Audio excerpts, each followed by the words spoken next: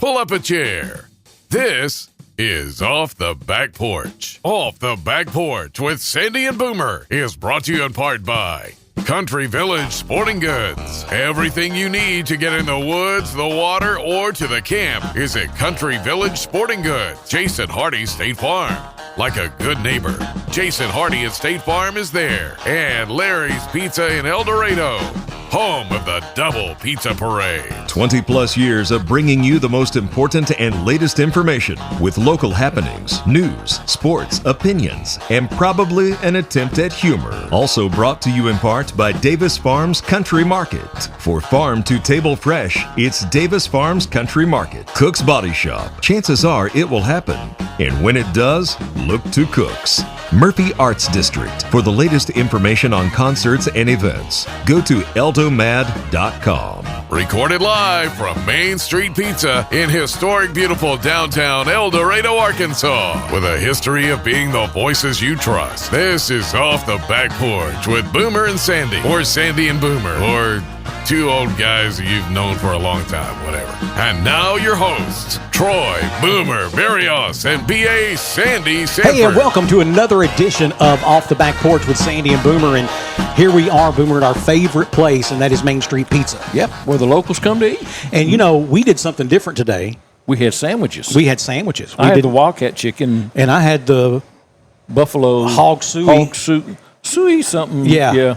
I had the pulled pork barbecue sandwich. Yeah. Fabulous. Yep. And then, of course, we also have someone who's willing to put their entire reputation on the line. Again. Yeah. You know, we've only had a couple of repeat visitors to the podcast. And Ricky Roberts is one of them. And he's one of them. But I think that's because most of them are like, I wouldn't touch that thing with a 10-foot pole. I don't want my fingerprints on that train wreck. Yeah. But see, we fooled him last time because last time he was with us, we were out at Davis Farms Country Market. Yeah, so he maybe thought it was a different show. He thought it was going to be fun and cool and you know, like it was that day. And then now he gets in here and it's us. Hang on. You thought it was fun and cool that day? Yeah, okay. Yeah. I thought that was a good podcast. Here we go. Hang on. Welcome to our sheriff, and we can only say that for just a few more days, right? That's correct. Union County Sheriff Ricky Roberts, who a few days ago announced that he was going to resign his position as sheriff, stepping down as sheriff, to go back to the City of El Dorado as the chief of police. And for those who don't know, he was at El Dorado Police Department 20 years? How long? 26 and a half. 26 and a half. And move that mic up just a little closer to your mouth. There you go. Perfect. Okay. And he retired as chief and then went to work for the sheriff's office. And you were in the criminal investigation division at first under Sheriff Mike Magoo, right? I was, yes. And then announced his intent to run for sheriff and won that sheriff's race. And I know this comes as a complete and total shock to most of us because it was just 3 weeks ago, I guess, 3 or 4 weeks ago, Ricky and I had lunch together, and I said, man, please tell me you're going to run one more time. He said, yeah, I'm going to run one more time. And we had the whole discussion at lunch about that, and then this comes along. But I think that was even before there was a vacancy at the El Dorado PD. I think it was right along the same time. Yeah, same week or so. But anyway, I mean, so we posted on Facebook the other day and said we were going to have you as a guest, and I've got some questions I'm going to ask you, but we'll get to those in a few minutes if that's okay. And I don't know how much longer he can wait though, because you know when he came here, what year did you come here, Ricky? I came in here to El Dorado in 87. It was the 80s. 87. Jet black hair. Oh, yes. Yeah, there's no question. At least he still has his. Yeah. Unlike us. Yeah. Barely. Yeah. I don't care. It's hanging on, brother. I don't care about mine changing colors. It's the turning loose that bothers me. Exactly. He can turn colors. I just don't want it to turn loose. Yep.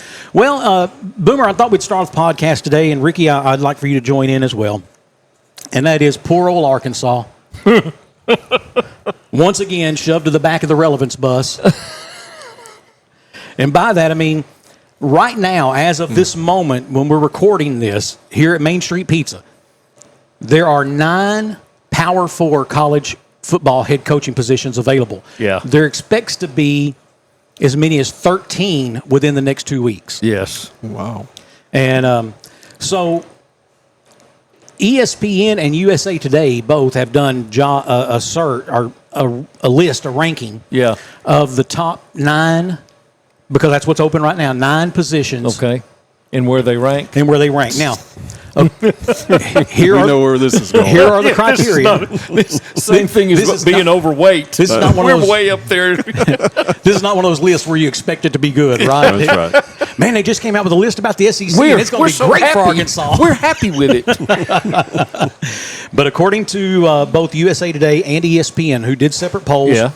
and the wording was a little different, but this is what they both based their poll on: recent/historical on-field performance, access to the college football playoffs, roster building, access to talent, university leadership, and financial support. That's the criteria? That's the criteria. So, number 9 is UCLA. The UCLA Bruins, that job became available September 14th when they fired Deshaun Foster, former NFL running back, who I guess had stepped up and kind of taken the reins there. Number 9, according to USP, and according to USA Today, that's the number 5 job in America. Now, USA Today said they're a West Coast team in the Atlantic Coastal Conference. They are. And they said that UCLA is always going to suck hind tit to USC in Los Angeles. And then as far as the state goes, behind Cal and Stanford. So they're the fourth, they're four in their own state. So hence they joined the ACC. Yeah, which... They might as well go around the world instead of across. Yeah, might as well fly backwards. Yeah, through Japan or somewhere over there. Number 8, according to ESPN, this job became available March 25th of this year when they fired their coach Troy Taylor, and that is the Stanford Cardinals. The Stanford Cardinal. And, of course, he got fired because the stories came out he was speaking inappropriately to female subordinates, bullying some players, bullying some staff. Yeah, you can't do that anymore. Well, back in the day, you could. There's a difference between being hard on them and bullying. Oh, I don't think so. Back in the day, the coach. No, there wasn't a difference back then. No, that's what I'm saying. But back then, airbags were optional. Yeah, as were seatbelts. And they wouldn't let you drink water. Yeah, that's weak. Water. Gatorade. What are you? Go home to your mama. Are you one of them fairy boys? That's what Coach would say. Yeah. Water. Number 7, according to ESPN, Arkansas Razorbacks. Position became available when Sam Pittman was fired September the 28th. Wow. Incidentally, Stanford is number 8 job in USA Today. According to USA Today, it's the number 4 job in America. Which one? Arkansas. It's the number 4 job. Yeah. Oh, well, I like that ranking. Yeah, I do too, but I don't think I agree. I don't think I agree either. Depends on who. It may not be as bad as number 7, but I don't think it's as high as number 4. Okay. Not when you have Florida, LSU, Georgia Tech, Auburn, and you're going to end up with Ole Miss is going to be vacant. I mean, Ole Miss is going to be vacant. Because Lane Kiffin's going to go to Florida or to LSU. To LSU, one of the two, yeah. Let's see, number 6, Virginia Tech. They fired their coach, Brent Pry, September the 14th. It was number 6 in both ESPN and USA Today poll. Number 5, Oklahoma State. And I agree, that's probably a top 5 job. That is a good job. They fired Mike Gundy after 22 years, I think, on September the 23rd. He just went stale. Well, he was on the hot seat after going 6-6 last year. Yeah. But he's one of those guys that he dug his heels in on NIL, and he came up on the wrong side. Yeah. As in he didn't like it, right, and didn't do it as well. Right. Number 4, according to ESPN, Auburn, and that became available earlier this week when they fired Hugh Freeze. Right. And number 3, Florida Gators, when they fired Billy Napier, October the 19th. Where does Bill? I don't mean to interrupt. Where do you think Billy's going to wind up? He's going to have a gig. He's going to have a good gig. I know he went from a Division II team. I think they're Division I FCS. Yeah, from USL to Florida. Yeah, and I'm kind of wondering where he was. I don't think unless you can turn water into wine and walk on water, anyone's going to be happy with you in Florida. And even then, they're not going to be happy. Yeah. They really do. I laugh about Razorback fans because I say they just have these weird thoughts. But really, Florida fans, they're delusional. Florida Gator fans, they really believe that the football universe runs through Gainesville, Florida. Mm-hmm. That on the 8th day God created the University of Florida. Mm-hmm. They think that. Well, they got enough kids down there. They got enough talent to choose from. They do. And okay, so I'm not want to interrupt anymore. Number 2, Penn State. Obviously became available October 12th when James Franklin was fired. Does Penn State still have a stigma on them? Is there I still don't think so. I don't think so after the Joe Paterno and the obviously the whole sexual encounter, scandal. And then, of course, number 1, that leaves LSU. Yeah. According to ESPN and both USA Today, they both say it's the number 1 job in America when they fired Brian Kelly October the 26th. Here's other ones that are going to be, already you have University of Alabama, Birmingham is open. Oregon State is open. Now, those aren't Power 4 schools, but you're going to have Kentucky. Florida State is going to end up open. I wrote some other ones down. Oh, Wisconsin. And then still, don't think your job is safe at Texas. If Texas somehow ends up in the Independence Bowl or something, they'll run Steve Sarkisian out on a rail. They expect to be competing for natties, too. Well, the people at LSU in Baton Rouge have made it abundantly clear that they want not only to be in the top 12 every year and be in the playoffs, but they want to win the SEC. Yeah. At least every other year or so. Mm-hmm. And they want to be competing for a national championship most every year. I mean, that's their goal, to be every year. But I think that program, not being that I'm from there and maybe biased for them, but that's probably a good aspirations to be there, but it's not going to happen every year. No, it's not going to happen every year. And the good governor said that he was. Why is he? Well, I'll tell you why. Because he got asked that question. The governor of Louisiana got asked, so "What are you doing involved in this conversation?" He said, "That buyout for Brian Kelly, that's coming from the state of Louisiana, of which I happen to be the governor." Well, that's what I was supposed to say. I think it was $54 million. 54, yeah. Well, hey, sign me up. Yeah, I'll quit. Yeah, let's just go down there and work it. But I thought at first of the year LSU was going to be somebody that's going to compete. They had a good defense. Offense was struggling just a little bit, but I think they come around. And I hate to see anybody lose their job. I do too. But when you're depending on 18 to 22-year-old kids, it's tough, and it is tough. Now I think Lane Kiffin.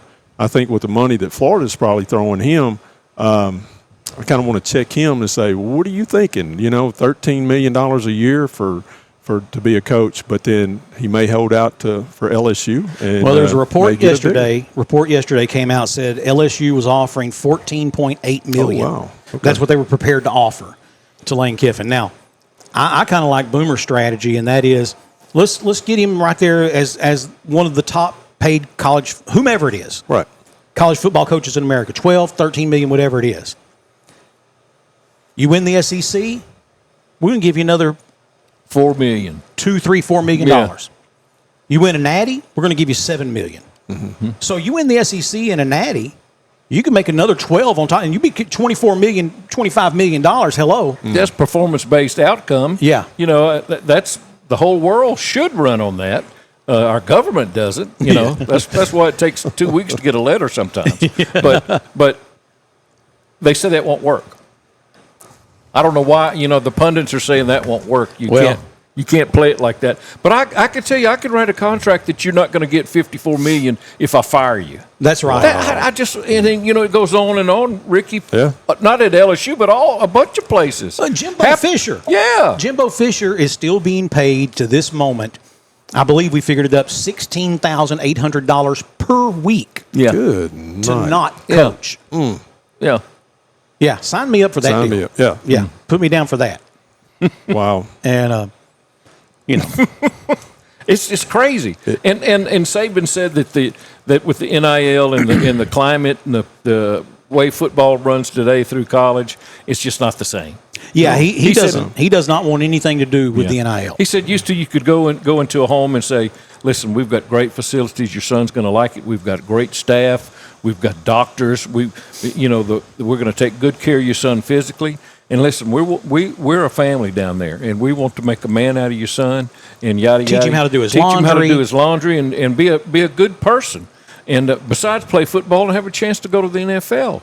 But now they're saying, that's all good, Coach. How much you going to? How much? Yeah. Yeah. He wants- Because here. Because Auburn doesn't. Here's give us- Auburn's offer. Yeah. Here's Ole Miss's offer. Texas. Yeah.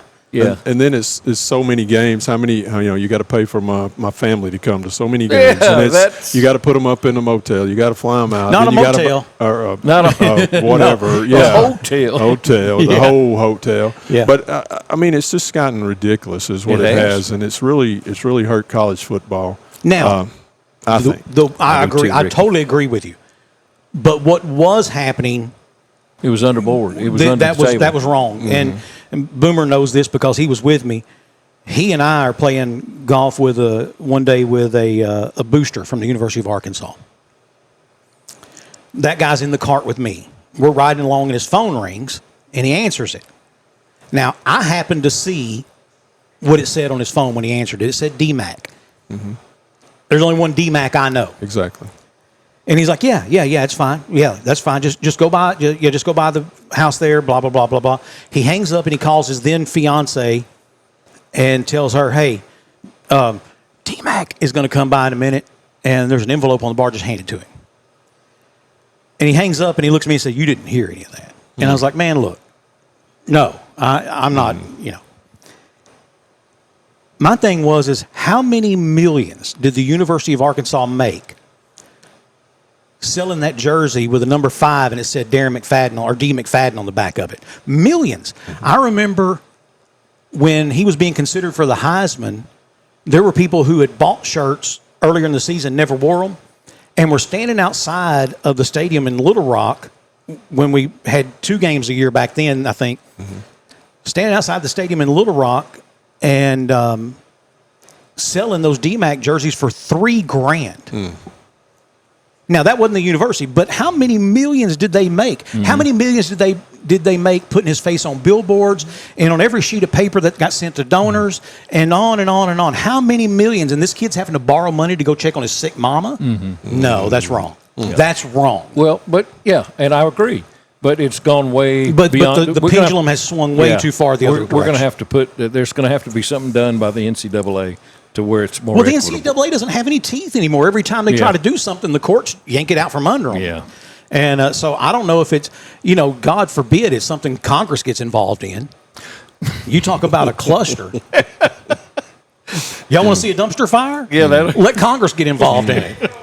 Yeah, they can't do anything anyway. They can't even keep the government open. So Don't get me started on that, Yeah. man. I'm telling you. So again, you've got those 9, and then Oregon State, UAB, Florida State's probably going to open, Kentucky's going to open, Wisconsin's going to open, and again, It's the carousel. if Texas opens, it changes the entire The whole- dynamic yeah. because then it's not whether Kiffin's going to Florida or LSU; it's who can outbid Texas because that's who Texas is going to go after. Right.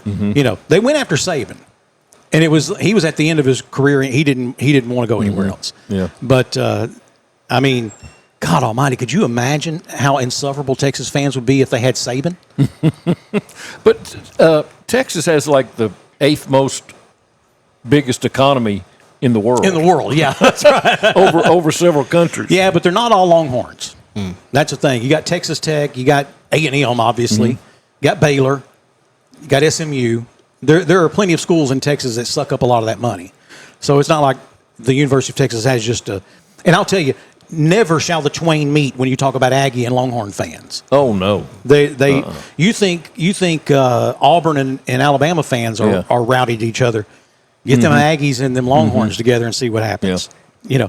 I went on a cruise one time and there was 2 guys got in a fist fight before we ever left Mobile Bay, Alabama. Wow. Because one group was yelling Roll Tide and the other one was yelling Roll Eagle, and them 2 guys met in the middle and decided to get in a fist fight before we ever left port. That's a little too serious for me on college football. And here's the thing with that with Arkansas, and it's a good program, but there are more recruits available in Metro Dallas than there are in the state of Arkansas. Yes. And so, Florida has that same Hell, there's more recruits scenario. in Metro Tyler, Texas than there are in the state of Arkansas.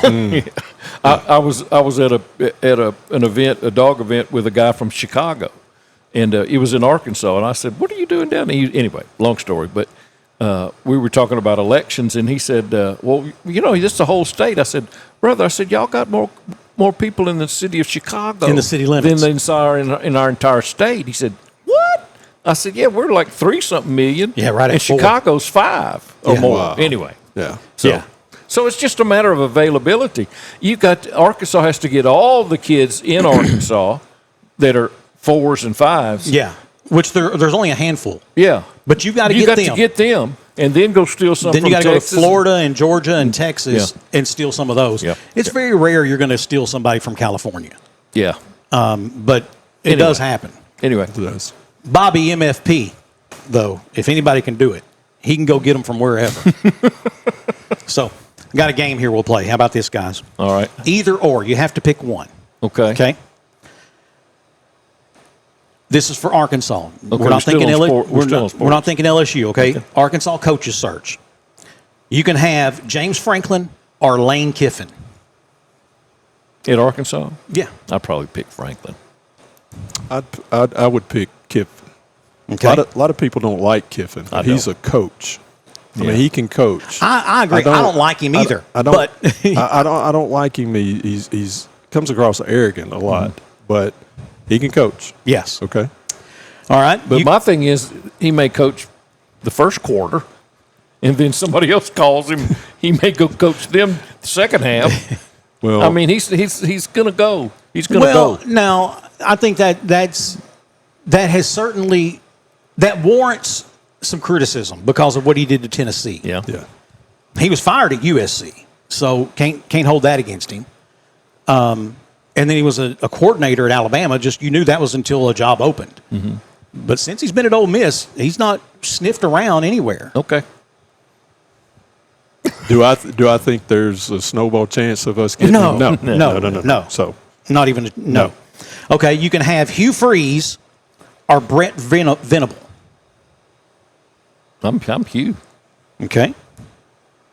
Hugh hasn't done a bad job at Auburn. I think it's well, I knew if Arkansas would have beat Auburn 2 weeks ago, then he was gone. He was gone that day, The yeah. game before where they lost in overtime, I think it was it Ole Miss or Mississippi? I can't remember. Yeah. But anyway, the way he walked off the field, it was that defeat in his face, knowing that my time is coming. He had to win that one. He needed to win that one.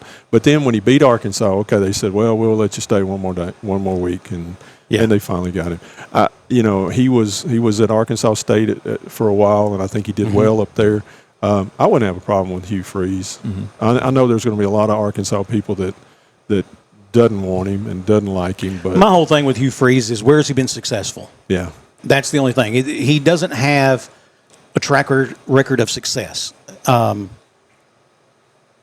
Now, it's not as bad as Chad Morris. Oh, my There's a little more known about him than that. But yeah, I just don't think he has a track record where you can look back and say, boy, that Hugh Freeze, man, he really put it together at such and such. Yeah. You didn't, Okay. You can have Houston Dale Nutt or Bobby M.F. Petrino. That's like, that was like the Louisiana governor's election a few years ago. Well, Houston's not coming back. I'm just saying you can have one or the other. Yeah, Houston to come back today. If they picked the phone up and called Houston Dale Nutt, he'd be on the hill in the morning. You think so? Yes, I know so. I'd probably pick Petrino then. I would too. I'd have to agree. Yeah. I think even though Arkansas hasn't done as well as everybody would hope, they're exciting. Maybe a game here, a game there. They weren't as on offense like they should be. Defense has always struggled the whole year, but I do like his offense. But even this past week, until the fourth quarter, that defense was putting it to them, man. Yep. They were taking it to them on the field. Yes. And That's why I that turned was it that was off. as good as I've seen that defense look all season. And you can't argue with the fact that he's had one of the top 3, top 4 offenses in the nation all year. Yeah. So, okay, you can have John Gruden or Billy Napier. Oh, my word. Oh, that's. I'd have to pick Gruden. I'd agree with that. All right. Now, Billy Napier, he proved himself in Louisiana Lafayette, but I don't know. I don't know where he's been before that, and I don't know his history. All right, you can have Mike Gundy, Oklahoma State, or you can have Coach O. Oh, Coach Orgeron. That's the easy one for me. I'd go Coach O any day. Mm-hmm. I really liked him. I liked just to listen to him talk. I could hear him talk. But And he would translate to Arkansas. oh yeah, Oh, yeah. Yeah. You can have Jimbo Fisher or Steve Sarkisian. Well, I don't know. I don't know enough about either one of us past. Well, Sarkisian left USC to take the job at Texas. Well, I mean, I know where they've been and all that, but I think Sarkisian. I would have to as well. I just think Jimbo Fisher, he was a hot commodity when he got hired at A&M, and they had to give him this huge contract to get him. But he didn't do that well. I keep hearing that Sarkisian may be looking at the Tennessee Titans or something. There is a lot of talk that he may go to the NFL. Yeah. And again, if he does, that changes the entire landscape of the college football openings. All right, here we go. Here's another pair for you: Barry Odom or Lincoln Riley. Lincoln Riley. Yeah, I agree. Now, let me just say this: I think Barry Odom. The day's going to come where they're going to be like, "Dang, why didn't we?" Somebody's going to be like, "We should have nabbed him when we could have." Yeah. Barry Odom has proven what he can do at UNLV. His job at Missouri wasn't that great, although I'd say he had his last 2 seasons. He was 6-6 with a Missouri team that had been everybody's homecoming day. So I think he did great with what he had. But he went to UNLV, and I mean, what did he finish last year? 9-4. I don't remember. So far this year, he's doing well. I don't remember what his record was, but so Lincoln Riley. Okay, we're going to narrow this down because I have another one I'm going to throw at you here in a second. Vanderbilt coach. No, I can't even pronounce his name. I can't either. So, Boomer, you can have James Franklin or you can have Hugh Freeze. Hugh. Ooh. All right. You can have Lane Kiffin or you can have Hugh Freeze. Me? Mm-hmm. Lane Kiffin. Yep. You can have Bobby Petrino or you can have John Gruden. Whoa. I would. I like Gruden. I like his, old style. Mm-hmm. I know he got in trouble by some emails or something. I just like that old style football, but can he bring it to the college level? I'd have to go with Petrino. I'm a Petrino guy, even though I don't like the way he left Arkansas the last time. And you just don't like your boss. That's the thing. Sometimes you don't like your boss, but you still got to get along with it. Well, you don't lie to him, and that's the whole thing. He walked in. He walked into the AD's office. Who was the AD? I don't remember his name now. The guy who brought Pepsi to the University of Arkansas. Anyway, but he walked in and he lied. Now, if he'd walked in and said, "Look, man, I did it. I'm 53. She's 26. You figure it out. I mean, she's a volleyball player. Have you seen her? If somebody's got to fall on the sword, we'll figure it out, man. But when we walk out of these doors, let's be united. But you can't do that if you go in there and lie to the man's face. That's right. Somebody was telling me the other day that there was a guy at the football stadium that was dressed like him back then with the neck brace and the cuts on his face and all that. And I was like, Halloween? I wish I would have seen that. I thought that was kind of comical. They did that a lot when he went to Missouri State and then when he was at Louisville. But then, Bobby did the smart thing, and that was he went on an apology tour. Mm-hmm. And that Little Rock Touchdown Club where he stood there and many, I know people who were there. I was not there. They said Jimmy Swaggart They said it was very sincere that he apologized. He apologized to the university and to the entire state. That bought him a lot of grace. From those. Boomer, you got Bobby MFP or you got John Gruden? Yeah, I'm gonna go with Bobby. Okay. And I'm same way with Rick. You got Coach O or you got Sark? Coach O. Yeah. Oh, yeah. Go Tiger. You got Coach O over Sark? Yeah. Okay. All right. Kiffin or Riley or Lincoln Riley? Wow. I'd still have to go with Kiffin. Yep. Hugh Freeze or Lincoln Riley? Lincoln Riley. Uh-oh. We're hiring Lincoln Riley.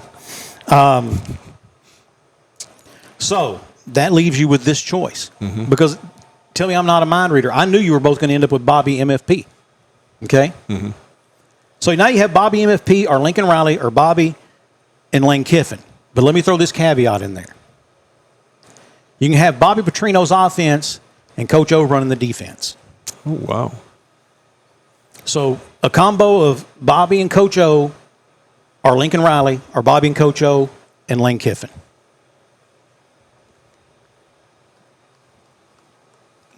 See, this wouldn't be fun if you could just name it like that. Right. I would like to see a couple of those combinations. I mean, just to see how it shook out at the end. I'm not sure that's a marriage made in heaven. I don't think that's a long term. Although I don't think Bobby Petrino's a long term coach. He's got to be at the end of his career. I don't know how old Bobby Petrino is, but he's got to be towards the end of his career. So, Coach O, he's got plenty of money. I didn't even know which door y'all Which door you want me to come out of? Go get a hamburger. What's the dorms? I need to find the dorms. I moved to Florida. My son said he needs help down there. So, but, I would think that, man, at least for a couple of years, recruiting-wise, both have proved they're fabulous recruiters. Mm-hmm.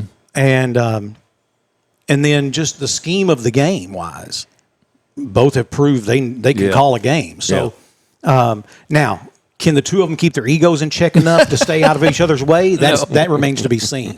Well, this is this is wishing in one hand and bad memories in the other hand because it's not going to happen. Well, I think it's a lot more likely to end up with Bobby and Coach O than anything else. Yeah, that combination. Lane Kiffin's not going to go to Arkansas. Now, there's several other ones out there to consider. We won't make you choose between them, but Jamie Chadwell, Liberty University, head coach there.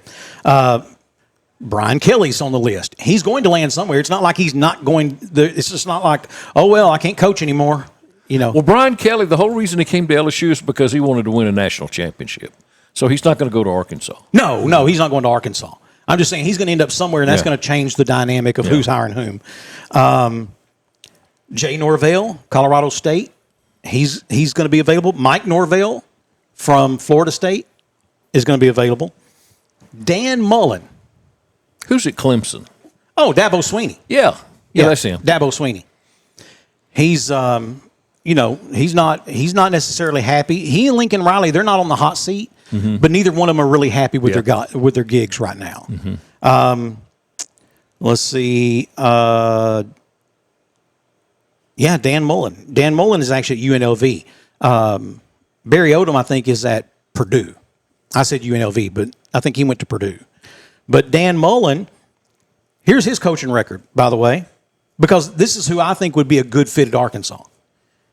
109-63 in his career, 7-3 in bowl games. So he can't just get you there, but he can win bowl games. Yeah, that's winning. And he had Ole Miss when he was at Ole Miss. He had them ranked as high as number 4 a couple of times. Yeah. So the guy's got the goods as far as being able to coach. Now, I think, again, he made the mistake. He went to Florida. Yeah. And I don't think anyone in Florida is ever happy with their football coach. Okay, so with that many openings, here's the question. How does Arkansas go out and get a game-changing coach? With that many openings in that whole carousel. Mm-hmm. Because I don't think you're going to pull off another Calipari. Okay? Mm-hmm. It's not, and even if you were, who is it? It's got to be either Kiffin or Sark or Lincoln Riley. And I just don't think with that many openings, one of them is going to jump to an Arkansas. Yeah. Don't know. We'd be making the big bucks if I knew that. At least with Calipari, he could look at Arkansas and say, Muss had brought them way up from where they were, had made the dance several times in a row, Sweet 16 3 times in a row. Yeah. So he's like, there was something to work with, even though day one he walked in and he had nobody on his roster. Yeah, there was nobody there. I think Boogie Flan ended up coming back, but that was the only one. But he brought some kids with him. Man, but what about the kids he's got this year? Oh, my goodness. Those kids are ball players, Who were they playing a while ago? I saw it. I was watching Southern. from across it was 110 to 60-something. Yeah. And they're playing Southern, which they should beat Southern like that. But they, And I don't know enough about. I know enough to speak intelligently about basketball. I don't know enough to tell you whether that kid's good or that one's not or whatever. But not like in high school when I watched Darren McFadden running at Oak Grove, and I was like, that kid's going to play in the SEC. Yeah. You could tell that. Yeah. Dennis Johnson at Texarkana. Mm-hmm. That was another. That kid We could play. saw that He could play game. the pros. Yeah. I'm telling you, Ricky, they handed the ball off to Dennis Johnson. They were in El Dorado playing. Texarkana was. And I swear to you, it was like Moses standing with a staff and parted the waters. He went down that sideline and You could dust him for Prince. No one laid a finger on him. He was gone. He was that fast. He was that fast and elusive, and great field vision. He could see around you before you even knew what was going to happen. That kid was something special. And football career ended because he landed wrong on a muffed punt. That's terrible. But so how does Arkansas go out and get a game-changing coach? My answer is they don't. They can't. I think not it's in too this climate. competitive. No. Exactly. So Arkansas has changed coaches more than anyone in the SEC in the last 20 years. 6 coaches in the last 20 years. Houston Nutt, Bobby Petrino, Brett Bielema, Chad Morris, Sam Pittman, and now whoever this next coach is. That's 6 times in 20 years. So obviously changing coaches doesn't fix it. So you've got to go out and hire someone in this environment, in this cycle. Last year I think there were only 13 in the entire across Division I. 13 head coaching changes. There's going to be 36 or 40 this year. Well, and expectations are so much. You say because now we're paying them. Well, if I see it, that's what I'm about to say. If you're paying millions of dollars for an offensive line or defensive backs, you expect results. So here's my humble take on this. You can't go out and hire the next great head coach. Not this go around. You don't have the money. You don't have the talent. Again, look back at what recent and on-field performance. Who in their world is going to look at Arkansas and say, "Man, I could really do something with that kid"? Taylor Green, this is it for him. He's not coming back. Yeah. Braylon Russell, he went into the transfer portal 4 times before we convinced him to stay. Mike Washington, he's gone. So who do you have that you can say, I can build an offense around that? You don't. Yeah. Defensively, you sure don't. Yeah. You have Cam Ball, who's been hurt most of the season. So you don't have a whole lot there. Access to the college football playoffs. Being in the SEC gives you are guaranteed access to the playoffs. But you still have to get past Alabama, Georgia, Florida, Tennessee, and Auburn. LSU, and most years Auburn. That's who you have to get past. The SEC is so good at cannibalizing itself. Yeah, we kill ourselves. And so what do we do in our infinite wisdom? We schedule ourselves a 9th game, a 9th SEC game. Yeah. I still don't understand that. I still don't. Unless there's an end around where they're like, well, we should have 3 teams in the top 12 in the playoffs because we had to play ourselves. We had to play each other. Yeah. That's the only thing I can think Yeah. of. So with that being said, unless you can guarantee that the coach is 100% better than Bobby MFP, Just give it to Bobby. give it to Bobby. Look, it's a 2 to 3 year gig. In 2 to 3 years, he's either done one of 2 things. He's either brought this program right back to where he had it in 2011, where you're in the playoffs. Think about this: if there had been a 12-team playoff, Arkansas would have been in as the number 3 seed on Bobby Petrino's last year. Yeah, I've forgotten about that. Beat Alabama. Yep. We were number 3 in the nation. So I think we had 2 losses all season, and he's either in 2 to 3 years, he's either got you there, or you can tell that's where we're on the track to. And or it's the end of the run, and you say, "Hey, coach, we appreciate you. There you go. We're going to buy you a gold watch and a cake, and we'll see you later." Yeah. And then you can try to find a coach in that environment. Whereas if you've been building it up, now your base is a little more excited, your donors are a little more into it. Maybe the NCAA and the courts have figured out a way to get this a little more a little more equitable. parity in the giving and the NIL funds, because you had a kid. Was it the kid who left to UNLV?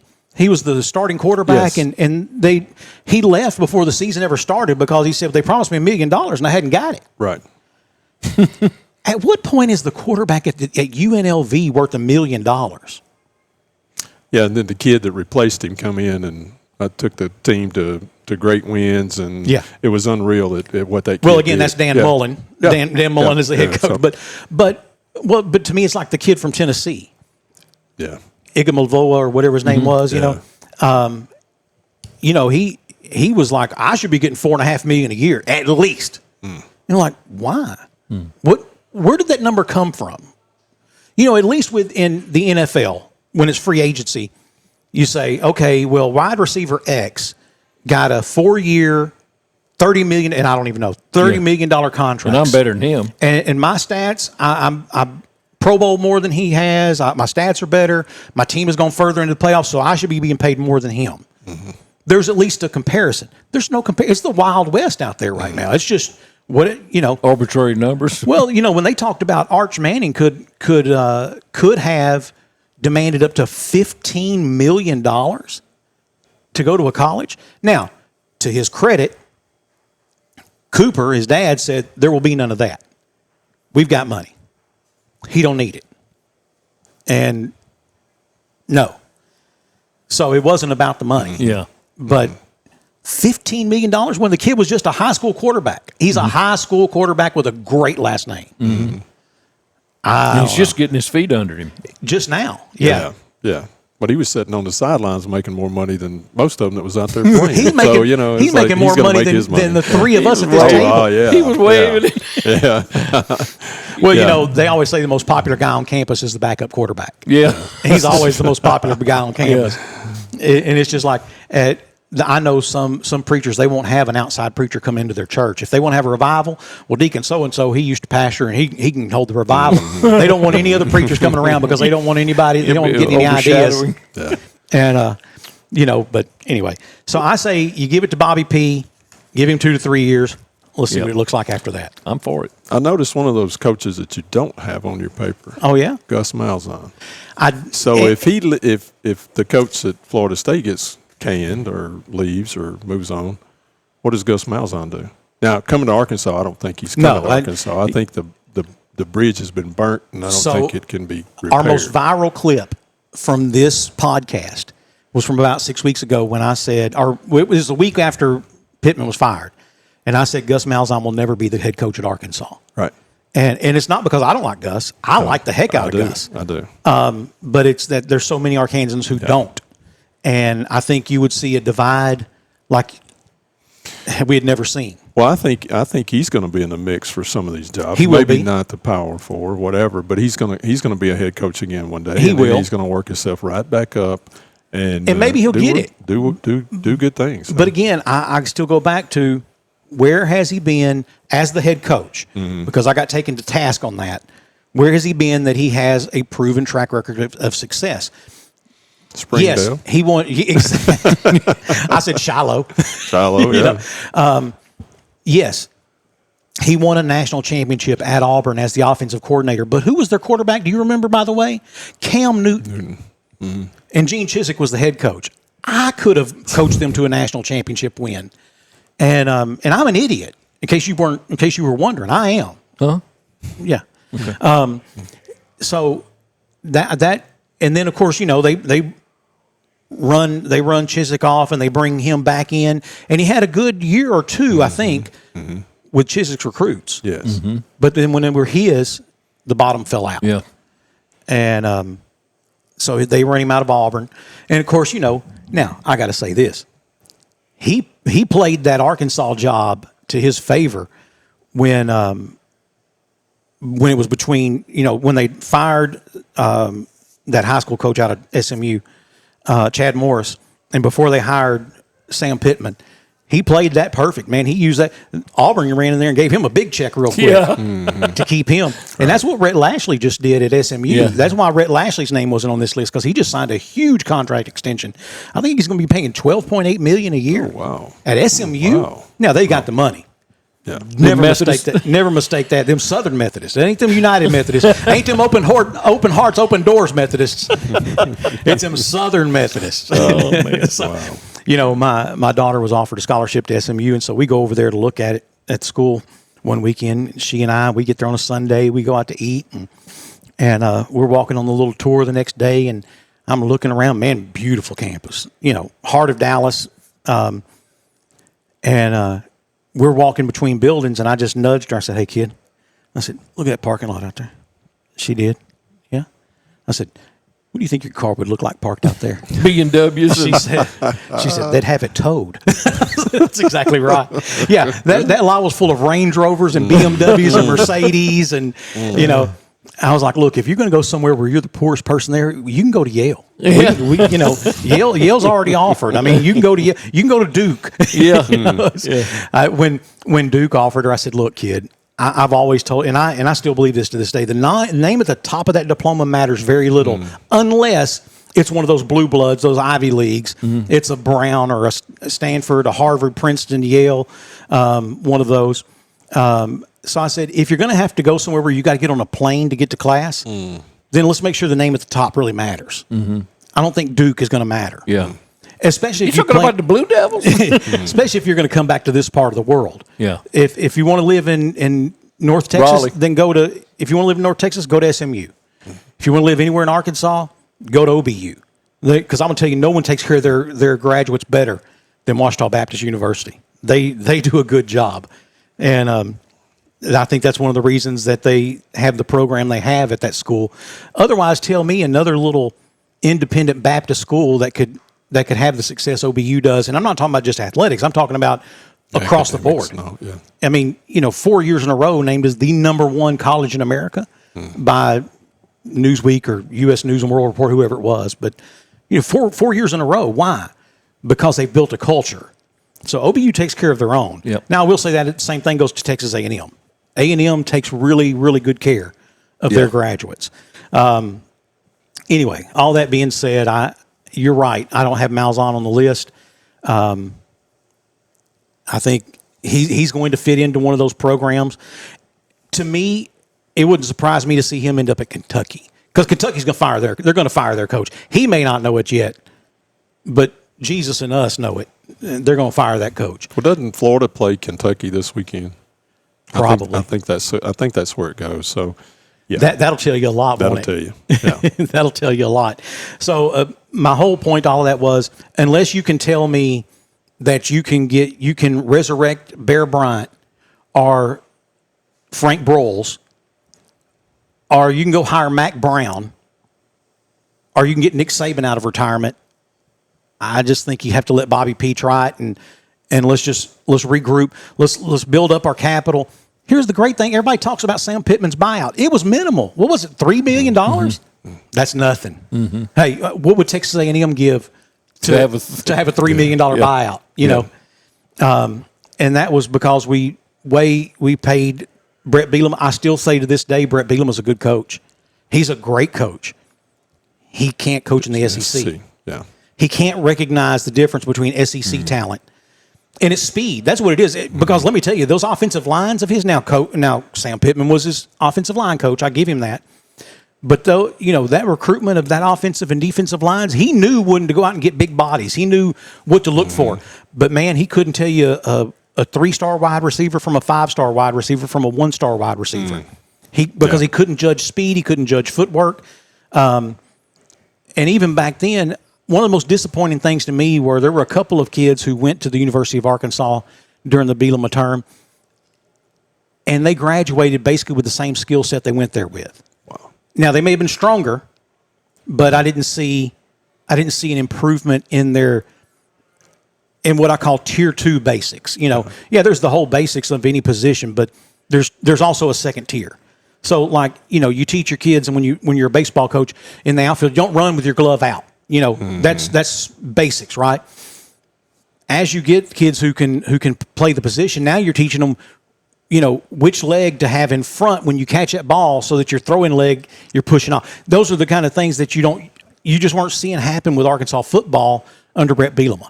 There was no growth. No advancement of skills. To me, and I think that was a waste of some really good talent. And I'm not going to say any names here on the air, but. Anyway, we're going to take a break. When we come back, we have questions for our outgoing sheriff and incoming chief of police, Ricky Roberts, and we're going to do that right after this on Off the Back Porch. serving South Arkansas for 25 years, and all the while expanding and growing throughout the state. ProMed Ambulance is proving their motto of world-class care and hometown values. For example, their new mobile integrated healthcare communication center. This state-of-the-art facility allows communication specialists to work directly with local 911 call centers to ensure the closest medical team is always dispatched to any emergency. World-class care and hometown values. For more information and career opportunities, go to promedambulance.com. Hitting a buck to hang on the wall rarely happens by accident. It starts with preparation, takes some skill, and often even a little luck. Country Village Sporting Goods is your headquarters for all three. Right now, check out a brand new shipment of feeders, so new that they're still pulling them out of the boxes. A huge selection of lacrosse boots and plenty of warm weather camo for that early season hunt. And of course, bow hunters can't go wrong with the sales and service at Country Village Sporting Goods, 965 Smackover Highway in El Dorado. For longer than most of us can remember, Timber Lane Meat Market has been a staple of our community, where quality meats and friendly faces come standard. From everyday dinners to weekend cookouts, make it fresh, make it local, make it Timber Lane. Be sure to check out the daily lunch specials and like us on Facebook.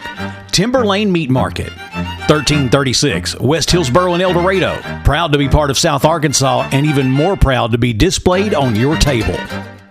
Hey, and welcome back for more of Off the Back Porch with Sandy and Boomer and our special guest, outgoing Sheriff, incoming Chief of Police, Ricky Roberts. And Ricky, again, thank you for being here with us on the podcast, putting your entire reputation on the line. Obviously, you don't care much what people think. So, well, if you did care what people think, you'd never been a police officer, would you? That's true. What you see is what you get. So, okay. Yeah, we'll be all right. Now, obviously, there's some questions. I mean, when you left the police department after retiring 26 and a half years there, and you went to the sheriff's office, I think most of us who were paying attention, we said, he's going to run for sheriff. It Yes. seemed pretty obvious to all of us, Right. I have to tell you, there weren't many of us that I saw this coming, though. And I realized there's a lot of things we can and can't talk about. And I'll tell you this, I'm going to edit this out. If there's anything I'll ask you or anything you say, and you say, man, I wish I hadn't said that, just tell me. I'll get it out. Yeah. I'll edit it Yeah. out. Okay. No. So, but, it seemed from the outside looking in, and that is truly for the people who say, I got called the water boy. I got called Don Hale's water boy, that I carried the water for Don. And I don't know what it was I supposedly carried the water for Don on, but maybe the El Dorado Winds tax or something. I don't know. But, I didn't get, in full disclosure, I got $0 from them. For carrying the water? If I was carrying water, I was doing it for free. That's high quality H2O. So, but I'm always accused of being in the know, and I was not.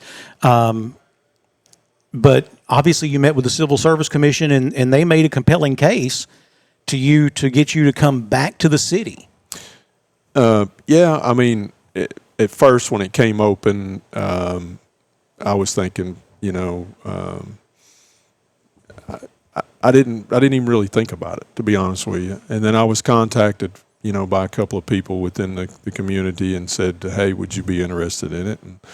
And as the process went along, it was, let me see, and I've got a lot of, which is code for let me ask him. Yeah, let me ask him. let me ask my boys. Let me talk to my boys, and family is all I'm gonna have when I do leave. Sure. And it was important for them to be in on the process, and for me to just okay. What do you think? What do you really think? But it was, I got a lot of blood, sweat, and tears in this. In the city of El Dorado. I've lived inside the city limits ever since I moved here in 1987, and I'm just going to say it. I was getting. It was frustrating with me to read I don't like social media. I'm sorry. People hide behind a keyboard and they say what they want to say. Yeah.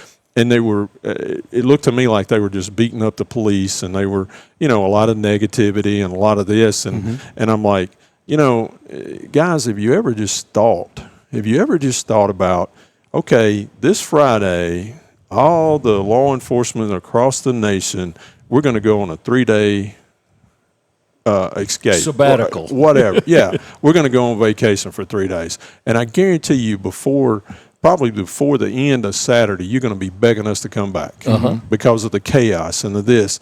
You know, we're humans. You know, first and foremost, we're going to make mistakes. We understand that. But you try to limit those mistakes and don't make them over and over and over again. We're going to make mistakes. And this is what I tell the people that work for me. I have one goal for you. Every day I have one goal for you. And that's for you to take that uniform off yourself. Amen. Anything less than that, we can get over. It may cost you a written reprimand. Or it may cost you a couple of days off. It may even cost you your job. But as long as we don't make the ultimate mistake that costs us our life, we'll get over it. And we're going to make mistakes. And the public's got to understand that we're human and we make split-second decisions that the court system looks at for, years. So, Yes. I looked at all that. I'd met with them, and then I really didn't make up my mind until the Monday after I had an interview with them. And I thought, you know what?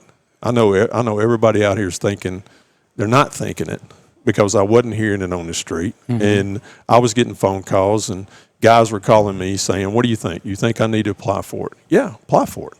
I think it's a job. It's going to be challenging. I mean, any job in law enforcement is challenging. The one I have now is challenging, but it's something that check yourself and see if that's where you want to be. Yeah. That's what you want to do. So after a couple of sleepless nights and I just said, you know what, and we were talking sports just a few minutes ago. It's almost like you see these NFL players, and I'm not saying I'm an NFL player. God knows I'm not. But it's like I want to go back. I played at Green Bay for all these years. I just want to go back and retire a Green Bay Packer. Okay, I got you. And It happens. And I'm thinking, okay, well, I just want to go back. I still have some gas in the tank, and I want to go back, and I'd like to retire from the El Dorado Police Department. Yes. Even though that's not where I started. I started in Pine Bluff. But that's, no, me going back, no, it's not going to happen. But I'm going to tell you this. I left there. I retired. I went to the county. Mike Magoo was a sheriff, and I told him, I said, I got all the utmost respect for you. I'm not going to run for sheriff until you decide you're not going to run. And I said, the day you decide that day, I'm going to announce. So we did. And I've been fortunate. I was elected. The people of Union County elected me as their sheriff. I've been sheriff for right at 9 years now. And, we built on what I walked into. I always want to leave the place better. And I think we've done that. And I know we have. I still have a year and a month left on this term. I think the guy that they're going to appoint is just going to keep that torch going, and then you're going to see in the filing period is this week. We don't know yet who all is going to run for sheriff, but somebody's going to shake out, and we're going to run. We're going to support that person. But I still think I have a lot to offer El Dorado. I have a lot of contacts within the city. I can't tell you how many phone calls I've gotten, just a few minutes ago I got a phone call. People are still, hey, they're excited about it. I'm excited. Is it going to be a challenge? Yes, it's going to be a challenge. And all I'm asking is just give us some time. Yeah. Give us a little time. I start Monday the 17th. On the 18th, I'm going to meet with all of my new people at the PD. And I gave them a little directive yesterday, and I said, this meeting is going to be about what you can expect from me and what I'm going to expect from you. And what I mean by that is this is what I'm going to do for you every day, but this is what I want you to do for our community every day. And we hope that we can get it somewhat, we don't hear everybody beating us up on social media or whatever. But a certain amount of that is going to happen no matter what. Is. Again, we've talked about, we say it about Donald Trump. He could save a drowning boy, and they'd be like, Well, there's Donald Trump again, inserting himself something he had no business being a part of. There's going to be people who are your critics no matter what you do. Daddy always said, think about it like this, son. Everybody's got a gun. Your job is just don't handle bullets. That's right. Yeah. And that's what it boils down to. So, I mean, you and I both, when we both started in law enforcement, there was nothing. This didn't happen. I mean, it wasn't until Los Angeles and the whole Rodney King thing that police officers ever thought there were people out there watching them. Now, that was warranted, and I have no problem with accountability and being transparent. But I've watched some of these videos that have been uploaded to social media here locally, and they are edited. Oh yeah, for perfect reasons. Right. And that's what I like about the officers all having body cams. And because then you have something that can refute that edited video. Sure. Yeah, well, he left out the part where, they edited out the part where I had to drag him off of his baby mama he was over there beating the crap out of, Sure. So, well, and it's like I try to instill in the people that I work with is let's do the right thing when nobody's looking. Mm-hmm. Because you're always going to do the right thing when somebody's looking at you. If I'm your boss and I'm looking at you, you're going to do the right thing. But I want you to do the right thing when my back's turned to you, or I'm out of town. Exactly. And I think if you instill that in these young officers, I think it helps. And even though you're sitting there and you're looking at a cell phone and they're recording you, well, guess what? You're recording them back. Now that body cam has changed. Law enforcement, when I first started, body cams what? Cell phones what? You wanted the dispatch wanted you to call them. You tried to find a payphone. Mm-hmm. Most kids these days don't even know what a payphone is. And then you would call it in. They'd tell you where, hey, you're going to go to this call and you're going to do this and this. Now it's a cell phone, and now you got even computers in your cars. I mean, it's unreal how law enforcement has evolved. And and I was telling somebody this the other day. This AI. It's coming in and it's going to take people's jobs in plants and stuff like that. But I don't think it's ever going to take the police job. No. I mean, you're going to see it may take dispatcher jobs. It may, but you're going to see a robot come in and you're going to break up a disturbance or something on a robot. I don't think we're going to get that part. Mm-hmm. At least I probably won't be alive to see it. Yeah, and but it has evolved, and I think we have to adapt as law enforcement officers to understand. Let's just do what's right all the time, and we won't have to worry about who's videoing us or who's watching us, and we don't see it on CNN or MSNBC and all that stuff, because we are getting a bad rap. Some of these guys and some of these officers that are in these bigger departments, they're wrong.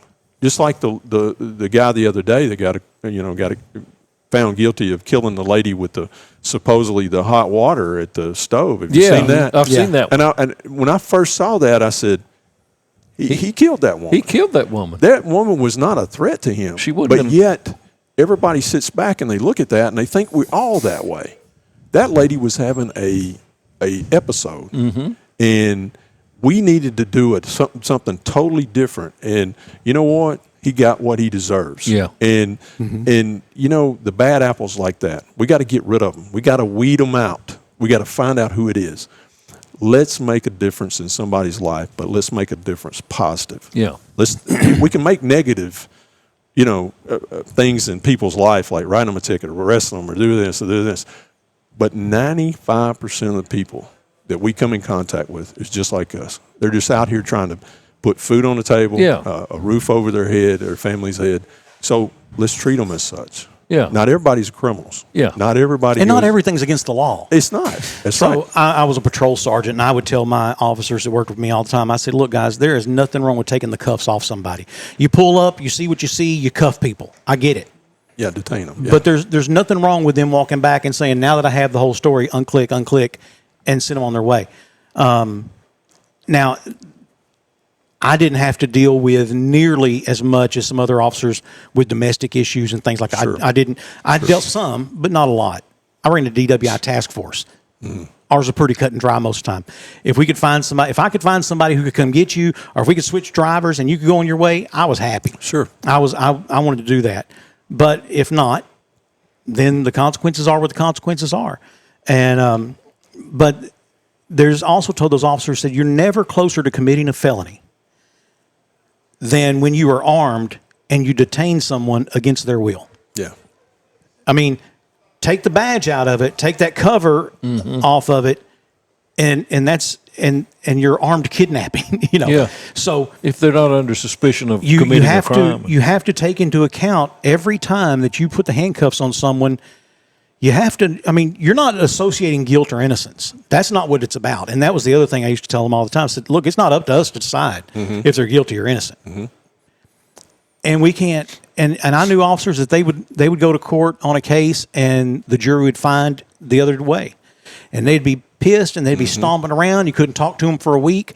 And I would tell my guys that work for me, I said, you see that? That's how we're not going to act. Right. Okay. Right. That's the judicial system at work. It worked. You may not like the outcome, but it worked. Yeah. Right.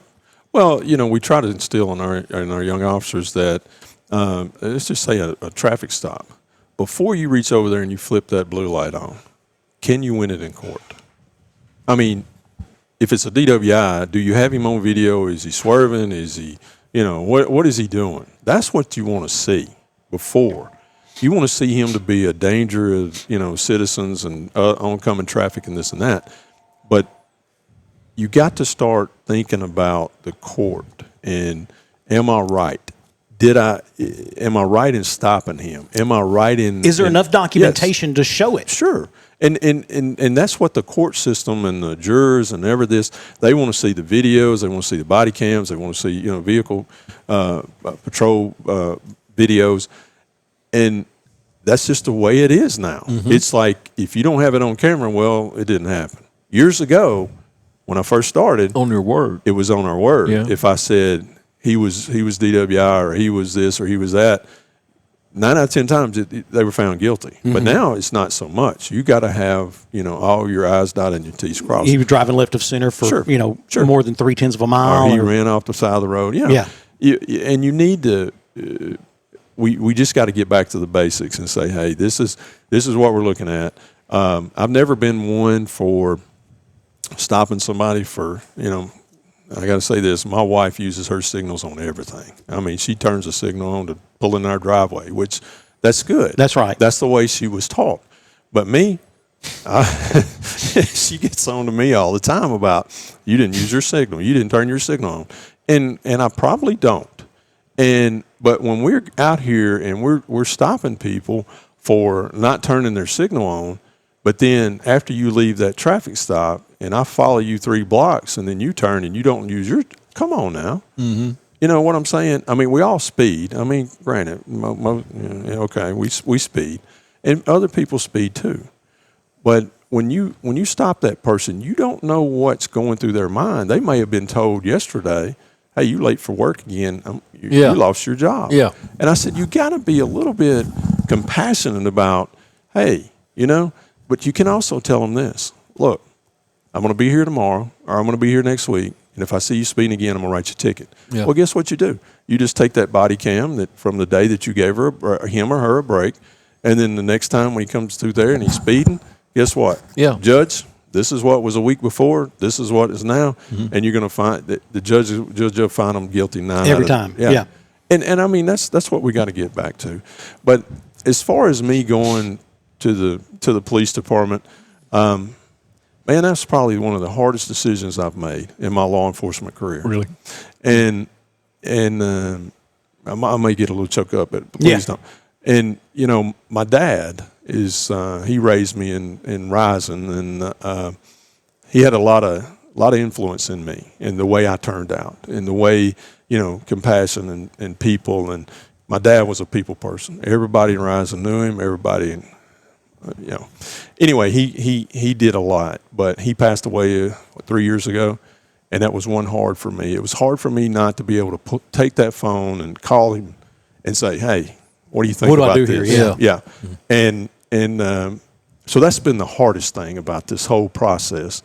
Now, listen, I've got some good people that work out at Union County. They give their heart and soul every day for Union County. And then the jail, the detention officers that we have, they put up with a lot. Yes. And it is nonstop, 24/7. And I hate that I'm leaving that. I mean, we've gotten the place better than what we found it. The pay is a lot better than what we came in with. But the work's not done. And I'm going to pass that torch, and all I'm asking them is build on it. Yeah. I'm just across the city from you. I'll come out here. I'll help you. We'll do whatever. And I'm looking forward to that. But I'm also looking forward to the challenges that lay ahead of me. I know there are going to be some challenges, and I look forward to that. But at the end of the day, I want to. It's like choices. We make choices. We live in El Dorado. We could live anywhere we wanted to. But we got to all come together and make a choice that we want to make El Dorado a safer, better place to live for everybody. Yes. And it's not just the police. It's not just up to y'all. It's right.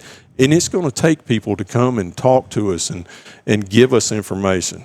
If you see something, say something. If you hear something, say something. Okay? That's called snitching. Well, but Just so you know. but I'm playing. But hey, if your house gets if your house gets broke in today, or your neighbor's house gets broke in today, and you don't say nothing, your house liable will be next. Next, that's okay? right. And it's okay, but are we going to allow this to continue on? Yeah. Are we going to do this? And, Right. And I know over the last few years, El Dorado's had a lot of homicides. And I call it, the kids out here, and they don't really understand the value of life. And But that's a cultural problem. Well, That's it not is. something that you can fix. you're right. We can't fix that. But if you see it building, I mean, back in the day, we used to say, well, I don't like you or whatever. Let's meet me around the cafeteria at lunch, Yeah, and we'd and get out there and duke it out. Duke it out. You don't see that anymore. You see They just shoot each other. they do and stabbing or whatever. Sidebar. Is it because the schools won't let them? Because, I just have to think that if they'd let them just beat the snot out of each other, maybe they'd be like, old Boomer ain't no bad old boy after all. I mean, he whooped the tar out of me out there behind the gym the other day. Yeah. I think I'm going to steer clear of him. No, right. Now it just builds and builds and builds, and it starts when they're over at Washington, and it goes with them to Barton, and then they get to high school, and then whatever happens in life, and next thing you know, you got a 15-year-old shooting a 17-year-old over off East Short Hillsboro, and it all stuff that happened 5, 6, 7 years ago. I just think if every now and then we just let them fight it out. Yeah, I'll be honest with you. When I was in grade school and in middle school and high school, excuse me, boy, if I did something wrong, I got a paddling. I got that board took to my butt. Board of Education. And then when I got home, guess what? Got another I got another one. So I'm thinking that a lot of it has to do with that and accountability, and we're not teaching that to our young people now that there's better things in life. And when I get to when I'm able to talk to these young people, I say, just because your grandfather, your father, your brother, or whatever went to the pen, break the cycle. It's up to you. You don't have to continue that cycle. And a lot of kids here, and we go back to the Murphy promise. My oldest son was in the 11th grade when Murphy announced that. And I said, man, that's the greatest thing ever, because now you've got an opportunity to get out of here if that's what you want to do. And man, we weren't given that opportunity. And if life brings you back here, great. I wish life would bring your son back, by the way. Oh, he did. Both of them. Oh, both of them are back? Both of them are here. Awesome. Yeah, Good. they are. Good. And they're both doing well, and it's the El Dorado promise, and and a choice. I talk about choice. Well, the choice is my family's here too. Yeah. So this is where we just bought a new house a year ago, and I said, when I leave here, I'm leaving in a pine box because I'm here. Because I'm not moving again. I'm not. No way. That's the quickest way to get a man to settle in one house is like make him pack it all up and move Gosh, somewhere else. Yeah, I was thinking about that today. Some of the stuff we got in our house. Wow. Yeah. Ricky, one thing that I've noticed on you said in social media's not helped, but some things have helped. Cameras and that is everybody thinks they need to adjudicate the stop on the side of the road. Right on the side of the road. Yes. And I need a supervisor. Yeah, I need a supervisor. I'm not going to talk to you. I saw one today where the girl says, "Oh, shut my door, please." I said, "What?" I would have never dreamt of talking to a policeman like that, but that they think that you have no jurisdiction over them. Right. And so we need to educate our public that cops, they can say for any reason to get out of your car. And you are to comply. And you are to comply. And if they ask for your driver's license, you are compelled by law to comply. Yeah. They don't have to tell you why they pulled you over. By the nature of you signing your driver's license, yes, you gave consent for that. So, there's everybody thinks that they're a whatever civil rights attorney. Civil rights attorney, or the ones that get me is the guys that say, I'm not driving, I'm traveling. Yeah, they're sovereign citizens. Sovereign citizens. Right. They're the stupidest ones I've ever seen in my life. Listen, there's yet to be a time where that has fulfilled its course in court and come out positive for those people. It's never happened. It's kind of like every lawsuit brought against digital billboards. There's never been one where the digital billboard company was found guilty of causing a traffic accident. Right. They get sued all the time because they say that. I was billboard. looking at it. Yeah. Wow. It's and having owned digital billboards, believe me, I kept up with it, but never has. Just so I've never seen a case where a sovereign citizen claim went through the court system and like, oh, you know what? You're right, Mr. Barrels. You do not have to have a driver's license or insurance, even though everyone else does. Yeah, you're okay. Yeah. But I guess I said that to say that the policemen are not against you, they're for you, like you've said. And so just give them the benefit of the doubt. And if you'll be courteous to them, I grant you hey, let me tell you, state trooper stopped me. I was going to Felsenthal years ago, and I was right at UPS. And I topped the hill, and he topped the hill, and I was going 61. I looked down. And so he flips around, and pulls me over, and I'm looking at the 55-mile-an-hour speed limit. And he said, sir, I got you at 61. I said, yeah. I said, well, isn't this a 55 right here? He said, yeah, on the other side of it. Yeah, pass that sign first. Yeah. He said, I got you 61 in a 45. And so he went back to his car, and I handed. So he come back, and he thought I was going to argue with him. And he says, well, he started, and I said, no, officer. I said, I have no qualms. I said, whatever you say is correct, is correct. Right. And so he hasn't mentioned that he had a vehicle full of guns. No, I didn't. No, I didn't. Well, I did have no booze, but I did have a vehicle with a dog and not booze. Yeah. You got me. Yeah. Guns and ammo. I was going duck hunting, and I was in a hurry. Yeah, right. Well, you brought up a good point. I always say, let's don't fight it on the side of the road. Yeah. Let's make sure that you go home and I go home. Yeah. Because there's somebody waiting at you. Listen, I don't like for standing you. on the side of the road. No. I don't want to stand there. But there's somebody who's waiting for you to go home. There's somebody waiting for me to come home. And let's make sure. Now I'm going to give you a court date, and let's go to court. Let's fight it out in court. Yeah. And then the better person wins. The better man wins. It's not always the law enforcement. So. But again, I don't take any of that personal. No. And maybe it was just me, but I arrest someone for DWI. We go to court. And, we had dash cam. We didn't have body cams. Right, we did have right, dash cams. Right. And there's dash cam, and he's left of center a couple times. It's showing my speed, and I'm already exceeding the speed limit for this area we're through, and I'm keeping pace with him. And I pull him over, and he's obviously intoxicated. But for whatever reason, whether it's a good lawyer or whatever, he gets off. Right. I don't care. Right. The justice system has performed its duty. I don't have to like it. Right. But I don't care. But I did work with officers who were like, that's all right, I'll get that son of a bitch next time. Well, he'll come back through again. I'll get him then. And see, I tell my guys, we're not going to do that. No. We're not going to do that. No. You can't take it personal, but you learn from it. That's right. Now, what did that judge say that maybe I should have done better? And that's how you become a better officer. Years ago, we used to have a couple of defense attorneys, and man, they would tear your behind up one, down, and around the other one. And I kept telling my young officers, I said, guys, they're just making you better. Learn from it. So then it goes back to turn the switch on.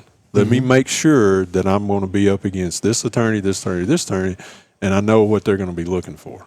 So if I want to make sure that I'm right before I do that, before I do whatever I got to do, arrest this man, take him to jail, whatever, I need to be right.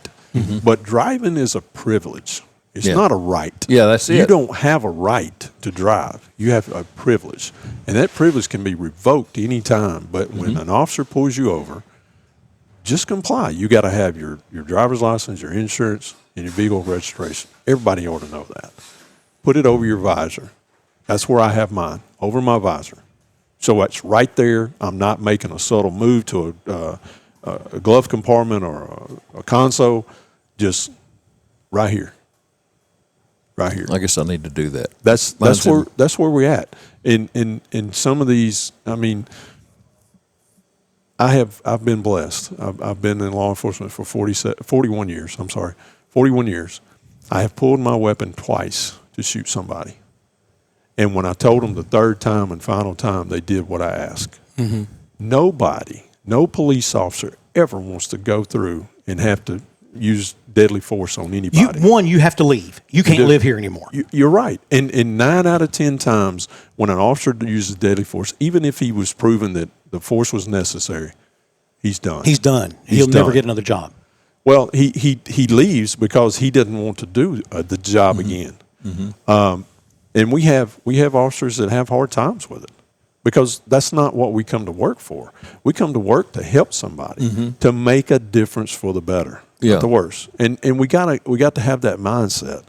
But there are people out here that they're bad people, and we know that. Thousands of traffic stops I made because I know that because I had over 500 DWI arrests.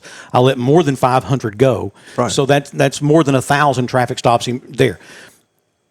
I only pulled my weapon twice, and both times after I holstered it back, I was physically ill. I was sick.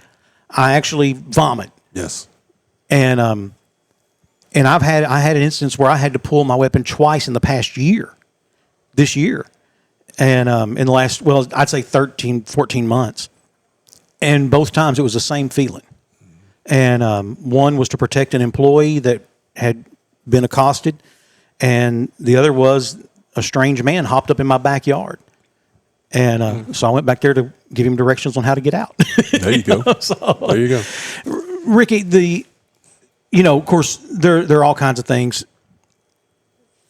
From the outside looking in, it certainly appears that the previous chief's departure was sudden, and maybe at least to the community, not a lot of forethought given into that departure. It's no secret that the police department is not what you left behind. Do you think that's a combination of management and personnel? Is that just management? Is it just personnel? Well, I think it's a lot of combinations, and a lot of it is the people that want to get in law. We don't have the people that we used to have that want to get in law enforcement, if I can say it that way. We still have a few. I mean, when I first came here and we tested, we'd have the old AP&L building out here on the avenue. We'd have that place packed, and now you're lucky if you get 4 or 5 or 6 applications. I mean, but in a way, I understand it because if you could go to one of these refineries or one of these plants out here making $10 and $12 and $15 more an hour than you do for policing, it's almost a no-brainer. And so we've got to try to build that back up. But then again, a lot of it is what you see on TV, and you see these officers with their doing stupid stuff, and then it's just snowballs, and that's all you see on TV, all the police and the negative and the negative. But you don't see we had an officer just here recently saved a girl in a burning car. It's one of our deputies. You don't see that. You don't see that anymore. You don't see them, saving drowning or kids or something like that. Notice this: if there is a news story that casts a bad light on a public safety officer, police officer, sheriff's deputy, game warden, state trooper, whatever, you name it, where there's some body cam footage or passerby footage that makes them out to be a bad light. It leads the news.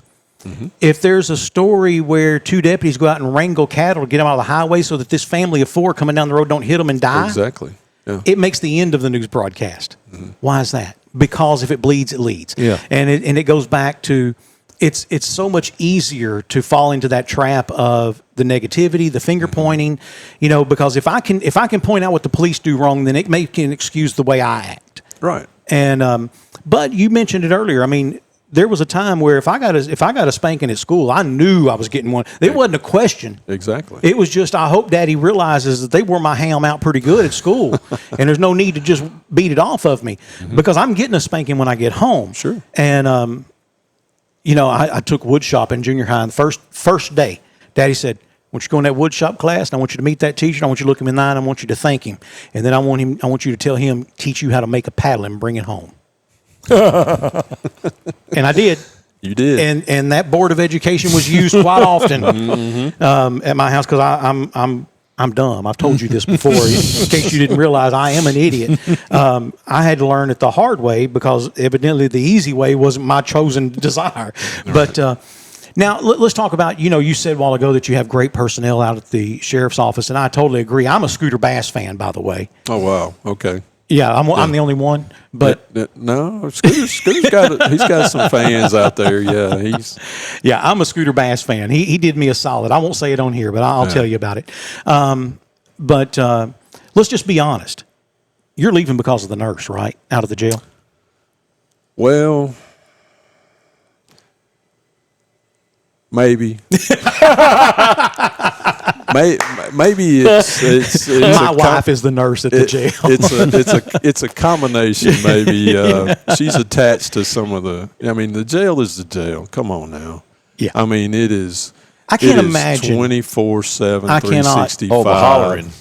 Oh my goodness, and when I was at the police department and coming up through the ranks, it was I was always the ones like, okay, arrest them, put them in jail, throw away the key, and I've got a new perspective since I've been out the sheriff's office, and I got the utmost respect for our jailers and our detention officers.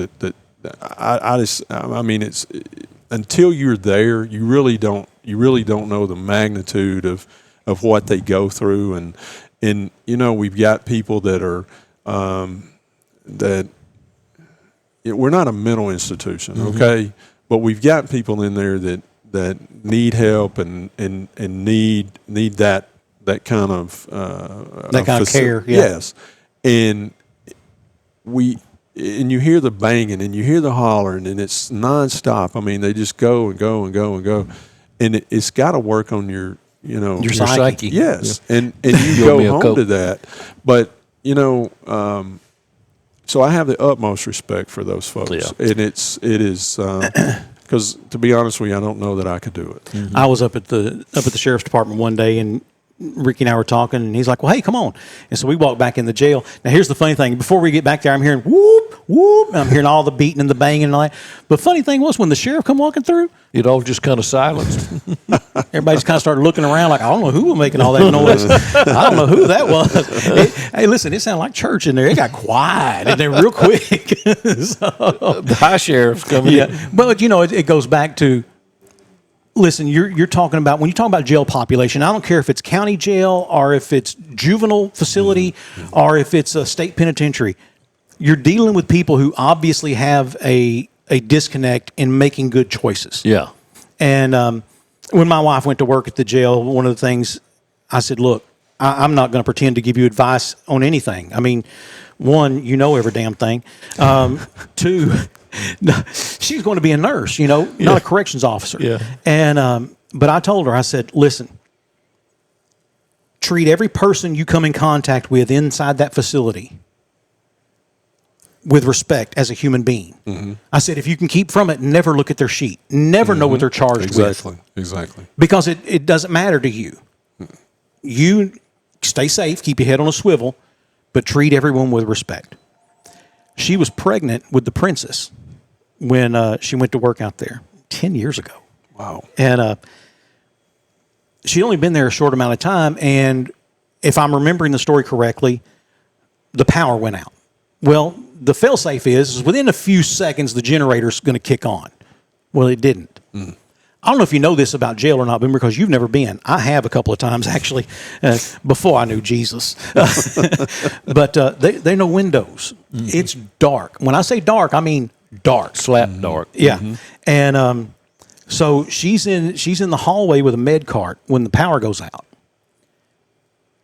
For whatever reason, when the generator tried to kick on, it unlocked all the pod doors. And she just backs back up. She knows about how far she is from the medical office. She backs back up and just wedges her med cart in that door. And again, I may have the story wrong, but two occupants showed up at the front door of the medical room and said, "Nurse Casey, you just stay right there. No one's coming down here. We'll make sure of that." And that's something. And there's a reason, because she treats people with respect. Yeah. And I remember one time we were fussing about something. We don't argue, we don't fight, but we were fussing. And I said, "You know what? How about you treat me like you treat a prisoner?" How about that? Can I just get you to treat me the way you treat prisoners? Can we do that?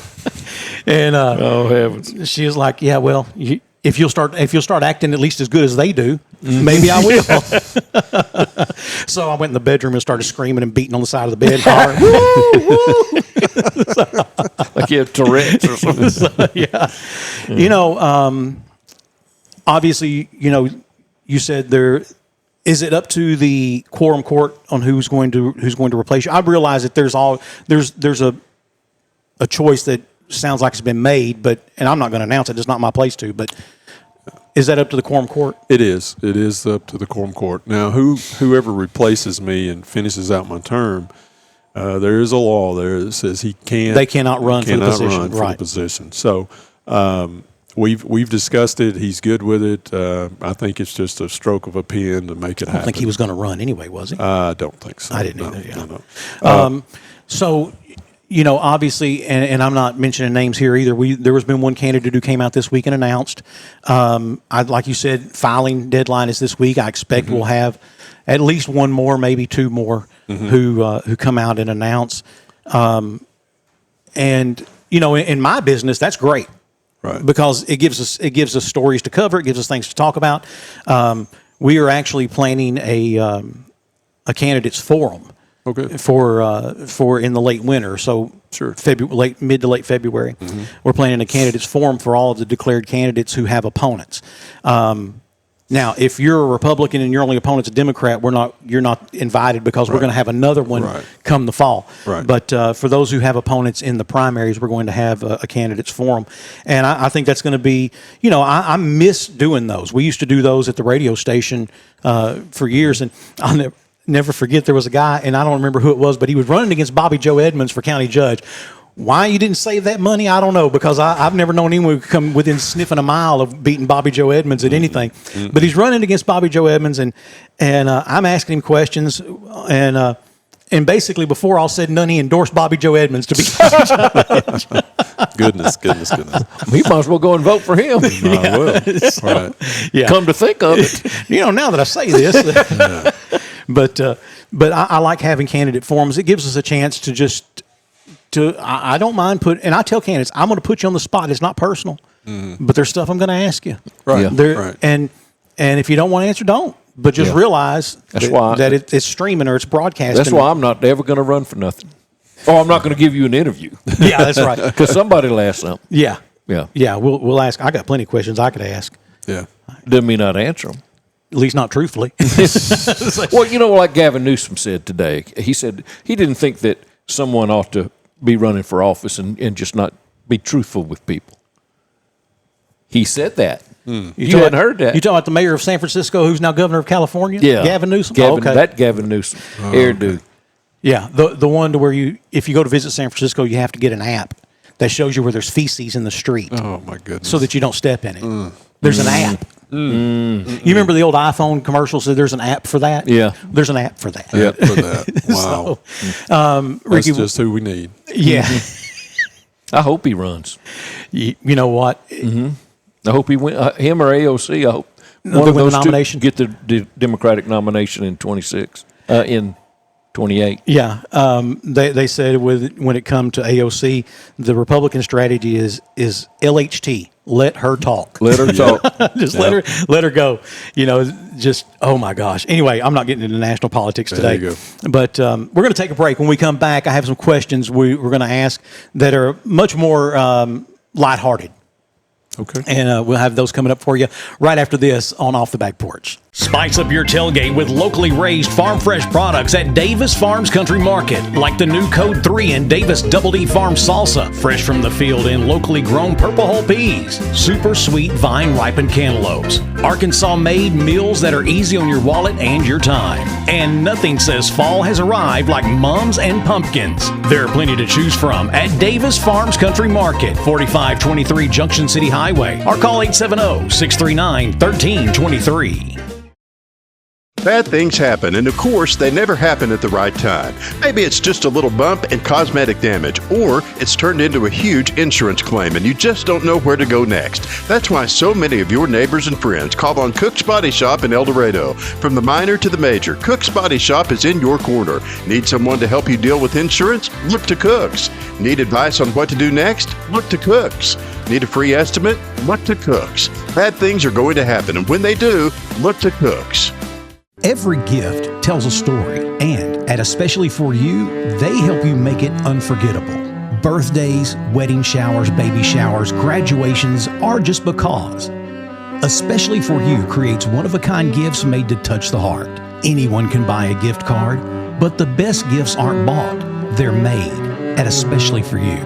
Stop by and visit Especially For You and find the perfect gift for life's special moments. If you born and raised in Arkansas, make some noise right now. You got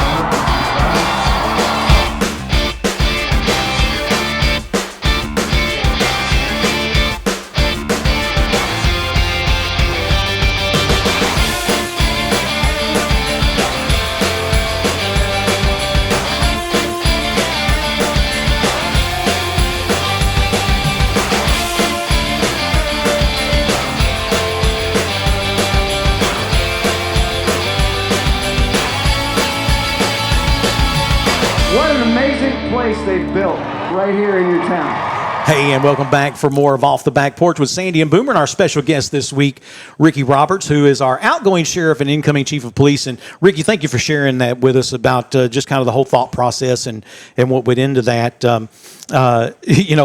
We had asked our listeners if they would, our listeners, man, radio term. There you go. Our viewers, if they would submit questions, and we got a whole bunch of who's he going to endorse for the sheriff, and I would just answer and say, I doubt seriously he's going to tell, if he has a preference, he's going to tell us publicly. Yeah. So Yeah. So who you do you have a preference, and do you plan to tell it publicly? Well, let's see who all shakes out. Okay. And then, but I do have a couple of guys that currently work for me, and they've shown an interest in it. And and I think either one of these guys are very capable of doing it.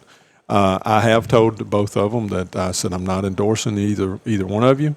I will support whoever the voters decide on who they want as their next sheriff, and I will support you at that point. And then let's see if I want you to succeed. I want people that come in behind me to succeed. I don't want them to be failures, and I'm going to do whatever it takes to help them do that. And there's a lot of bells and whistles that go along with just being a sheriff. Anybody says, "Well, I can be the sheriff."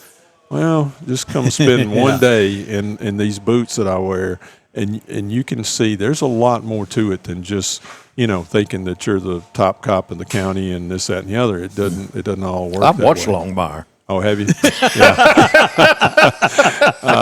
It does take a lot, but in all the years that I've been in law enforcement, especially being in administrative roles, I prided myself on hiring and keeping good people, and I do a lot of vetting at first. And if you vet the people at first, you won't have the problems at the end. But I've had a lot of good guys that work for me that they're currently working for me now, and me and Charlie Phillips, we've been together for 35 years. I've been married 37 years. So and I think both of us are going through this a little bit. Week after next. I'm not going to have Charlie as a crutch, and he's not going to have me as a crutch.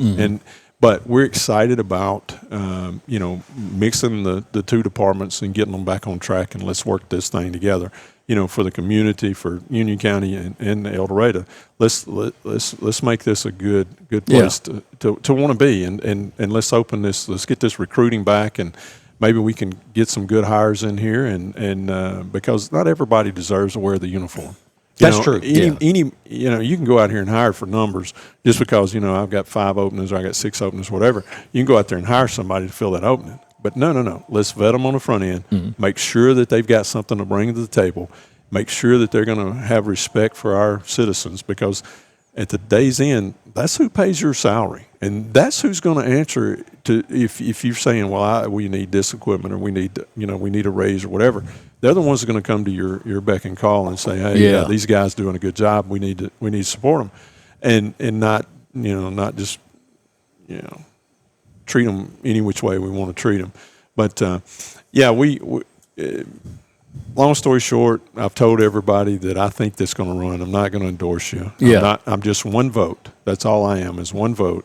And Union County, the people of Union County should come to your forum, come to your, any of these type situation. Look in the paper. I'm sure the paper's going to run some questions or whatever at them, and make your own decision. And who's going to be best for the county, and who's going to be best for that sheriff's office. And then whoever it is at the end of the day, whether you voted for them or not, support them. That's right. Support them. Get behind them, because when you call me now and you need something, I don't ask you, well, did you vote for me? Or are you a Republican or Democrat? I remember seeing so-and-so sign in your yard. You can't. But there are politicians who are that way. Yeah, exactly. But this isn't one of those positions where you should do that. No, and I fuss all the time about, local races. I'm not sold on the fact that you got to, be a Republican or a Democrat. I think that it, especially a sheriff, I think it should be, you shouldn't have to put a D or an R behind your name when you sign up, because no matter, like I said, no matter if you voted for me or not, I'm still your sheriff, and I'm not going to ask you, did you vote this way or that way? But anyway, I even told him, I said, well, I'll pay the Democrat, fees, and I'll pay the Republican fees if you just don't make me have to put something, because some people in now, they're going to vote party line. Yeah, every time. That's all they're going to do is vote party line. Me, I'm not really either way. I vote for the person I think is going to do the best job, and that's what I'm asking.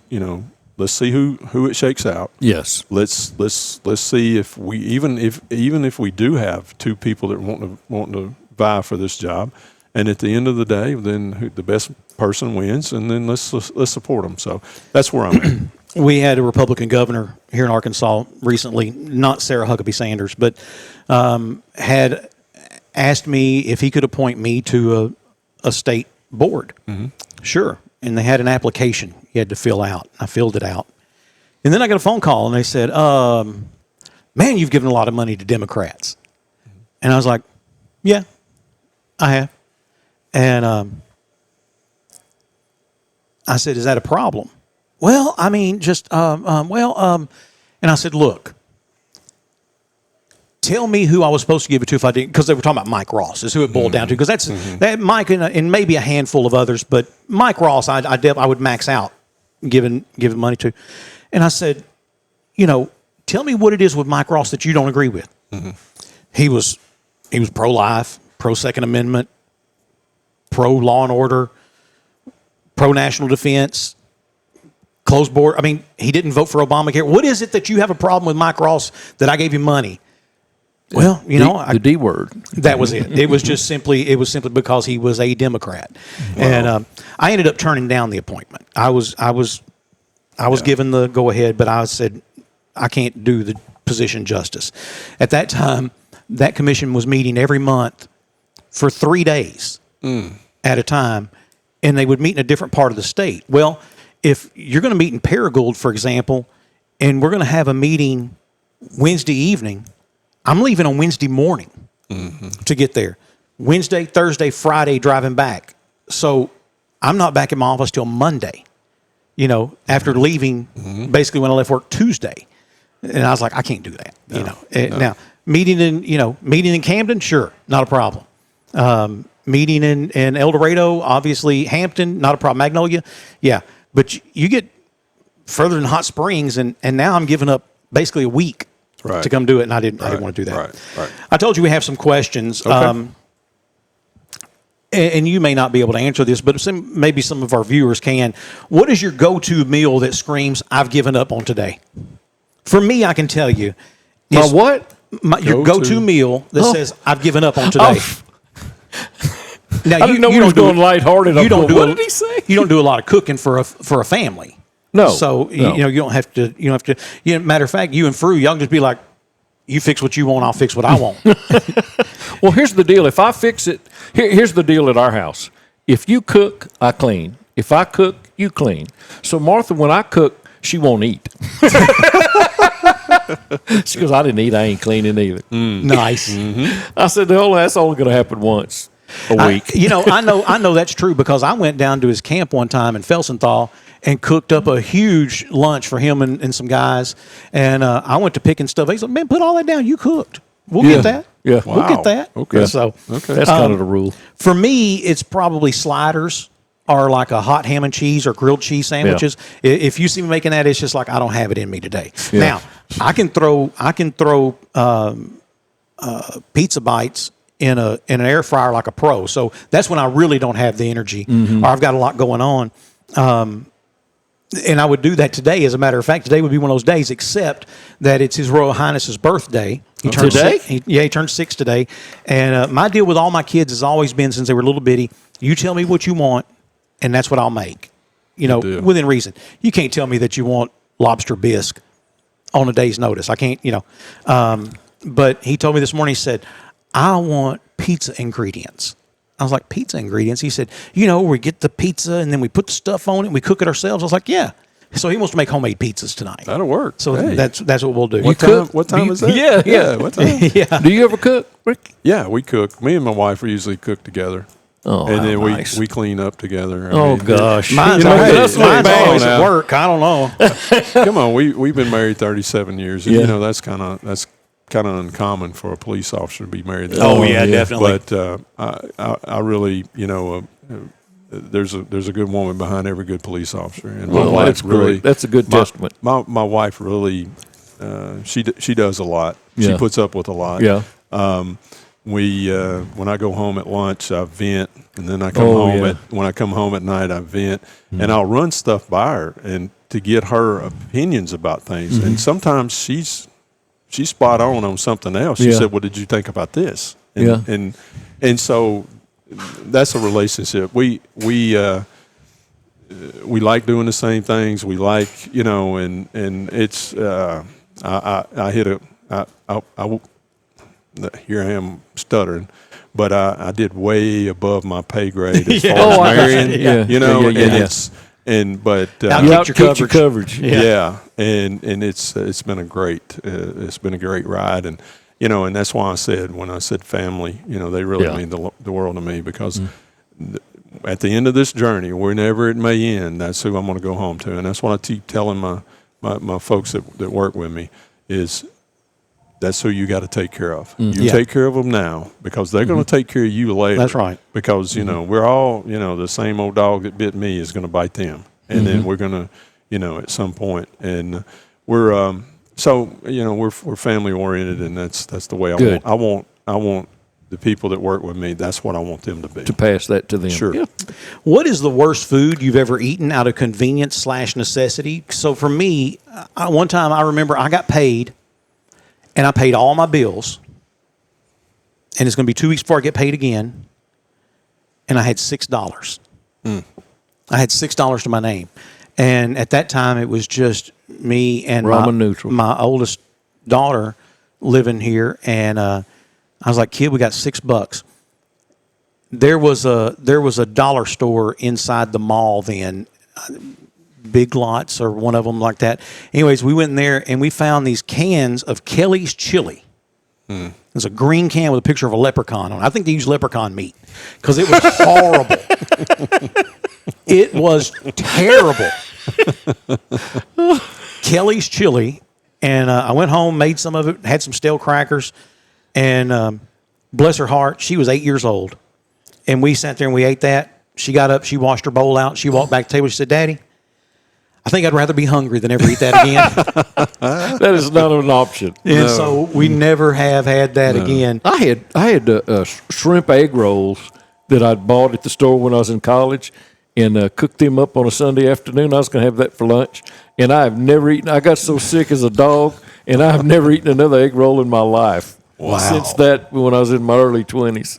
Oh, wow. Well, That's nasty. That's trauma. It traumatized me. Now, I mean, I have eaten a can of plain Jane tuna right out of the can over the sink. Yeah. I have done that. Yeah. Like I said, ramen noodles. Yeah.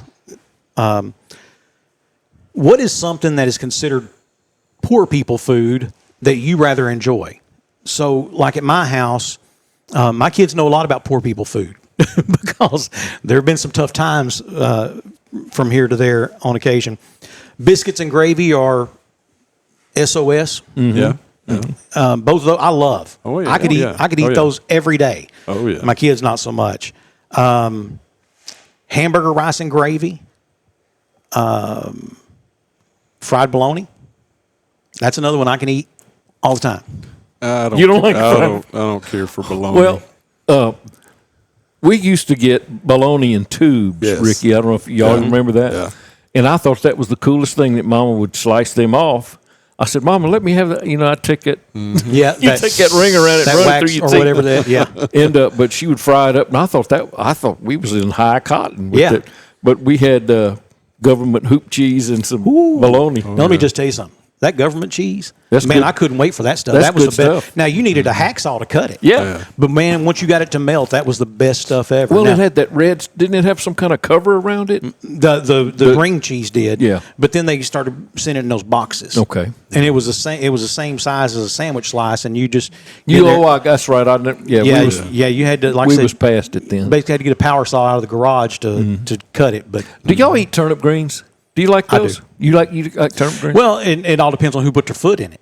yeah, Now, yeah. now It's preparation. Don't just give me some old white woman's turnip greens. Yeah. You got I need to know gotta somebody. have 'em I need to know seasoned 'em. somebody's grandmama was back there in the kitchen with a pale mail hanging out her mouth, her heels hanging off the back of her slippers while she was making that. That's what I need. I need Well- it to taste like that. I mean, my wife and I last week we got a meal from here in town.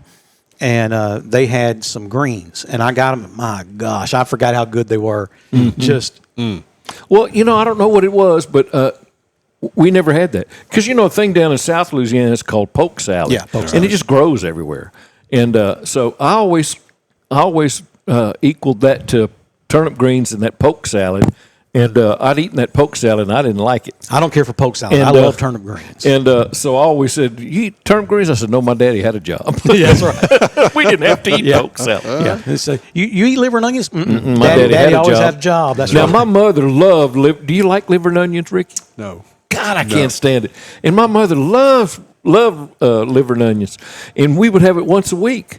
And every time I knew it was coming around, I knew I was going to have to eat it. She's going to make me eat some of it. And brother, there's not enough ketchup you can put on liver to make it taste worthy. No. Now, growing up where I did in Houston, I was the only white kid on my street. And so everyone that lived to this side of me was Hispanic, and everyone that lived to this side of me was black. So when it came to food, I ate the best food. You was over at somebody's house all the time. All the time, man. I learned how to eat. I learned what good a turkey neck can do. Yeah.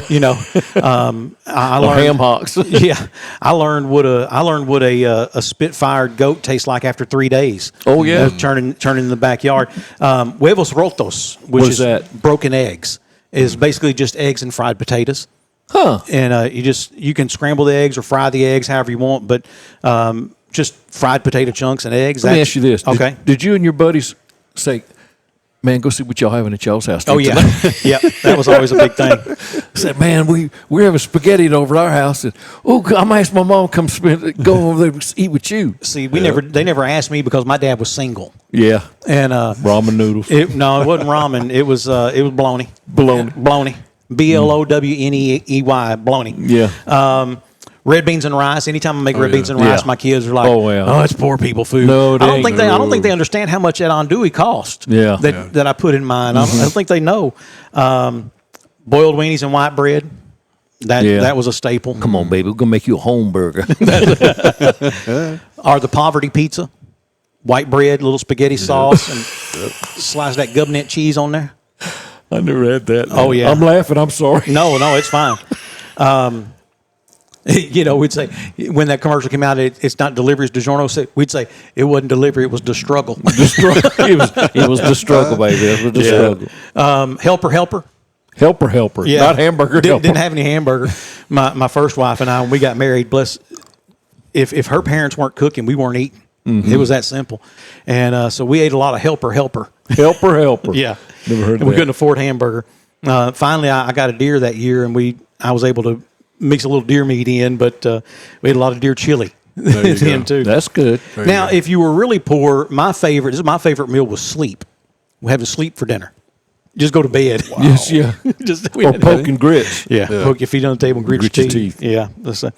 Hey, thinking back on do you remember jingles from when you were a kid? So I made the mistake of calling her my former mother-in-law or my ex-mother-in-law, and she chewed me up one side down the other. She said, "I am not." She said, "You can have as many mother-in-laws as you want to, but I'm still your mother-in-law." So my mother-in-law, Sheila, when I first met her, I'm a 21, 22-year-old kid, and she'd walk around the house, she'd sing jingles all the time. And you wonder where the yellow went when you brush your teeth with Pepsodent. Yeah. Or she would sing the Frito Bandito. I am a Frito Bandito. Or what? You know who wrote most of those? I don't know either. No. Sorry. But some of the jingle, those were a little old for me. I don't remember those. But some of the ones, I'd like to teach the world to sing in perfect three-part harmony. Yep. Yeah. That's Coke. That was Coca-Cola's jingle. Yeah. Barry Manilow is the one that wrote a lot of jingles. He Did wrote he the really? 7-Up one. Yeah, a lot of those that he wrote. How about I am stuck on Band-Aid? Because Band-Aid stuck on me. Won't stick to me, but yeah, something like that. How about this one? Plop, plop, fizz, fizz. Oh, what a relief it is. Yeah, Alka-Seltzer. I'm a pepper, he's a pepper, she's a pepper. Wouldn't you like to be a pepper too? Dr. Pepper. Yep. My bologna has a first name. It's OSCAR. Yeah, Oscar Mayer. A is for apple. J is for? Jax. Yep. So kiss a little longer. Hold hands a little longer. Stay close a little longer with? Big Red. AT&T? Big Red. AT&T. Big Red. Yeah. Big Red Gum. Wow, Oh, okay. I don't remember that one. Who wears short shorts? She wears short shorts. Yeah. Nair. There. I don't want to grow up. I'm a what kid? I'm a Toys R Us kid. Toys R Us kid. That's right. Here was a good one. This one was asked of me recently. I was having a phone conversation with a guy. If you could send yourself a message just 10 years ago, okay, we're not talking about talking to 18-year-old you. We're not talking about talking to 6th grade you. For some people, that's the same person. But if you could send a message to yourself 10 years ago, what would it be? And I had to think. I was like, man, 10 years ago, that's just not that long ago. Mm-hmm. That's 2015. Mm-hmm. And now Boomer was already set in his ways then, so there's probably not a whole lot he could change from 10 years ago. Yeah. But me, I would have said start South Arkansas now, because that's how long I kicked it around.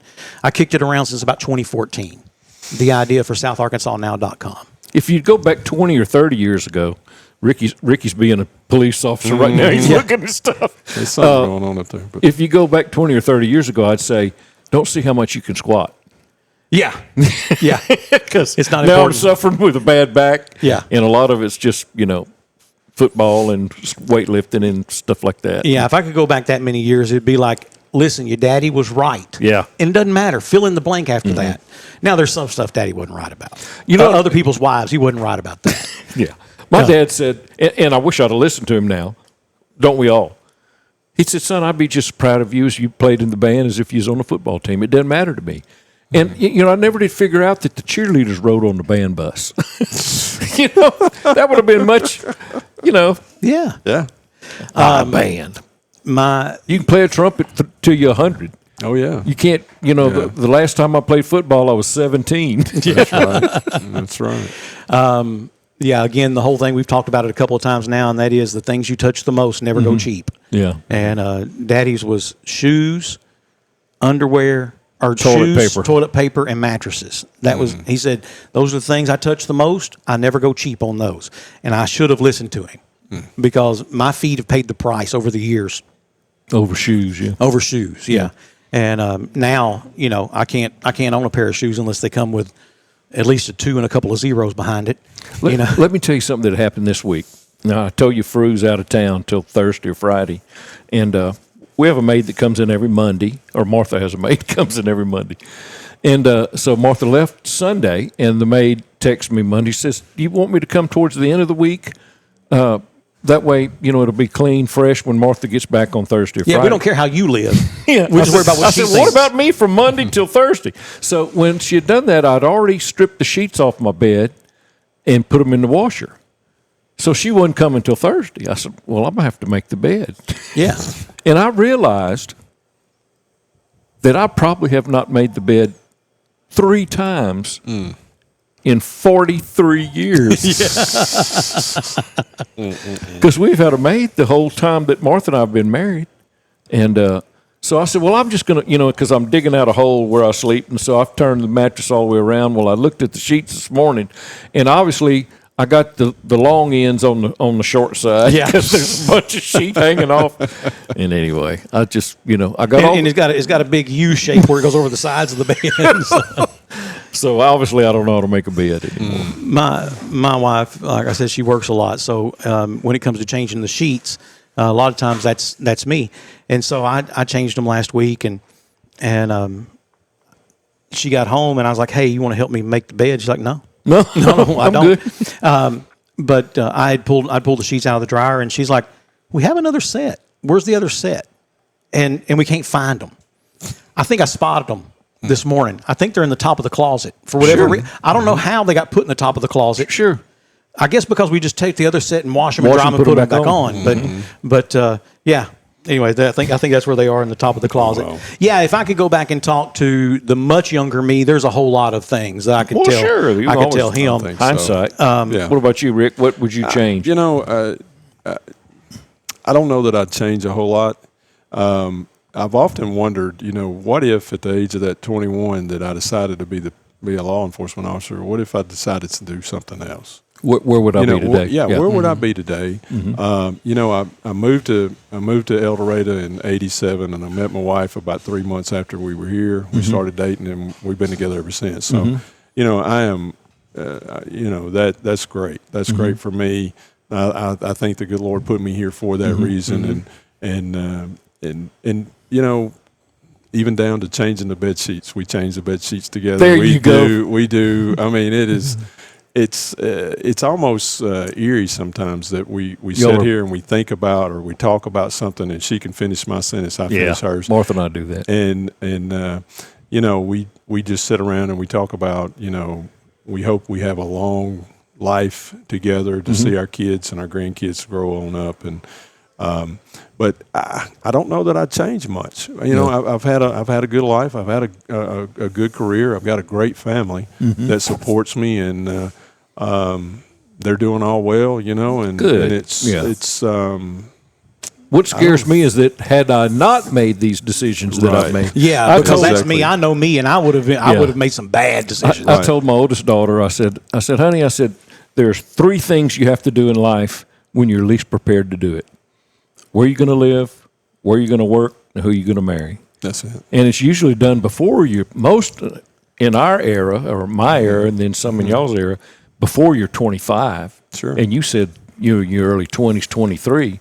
And I look back in that song, "Thank God for Unanswered Prayers." You know, when I left Oklahoma and moved to Arkansas, I moved here because I wanted to see my children be raised.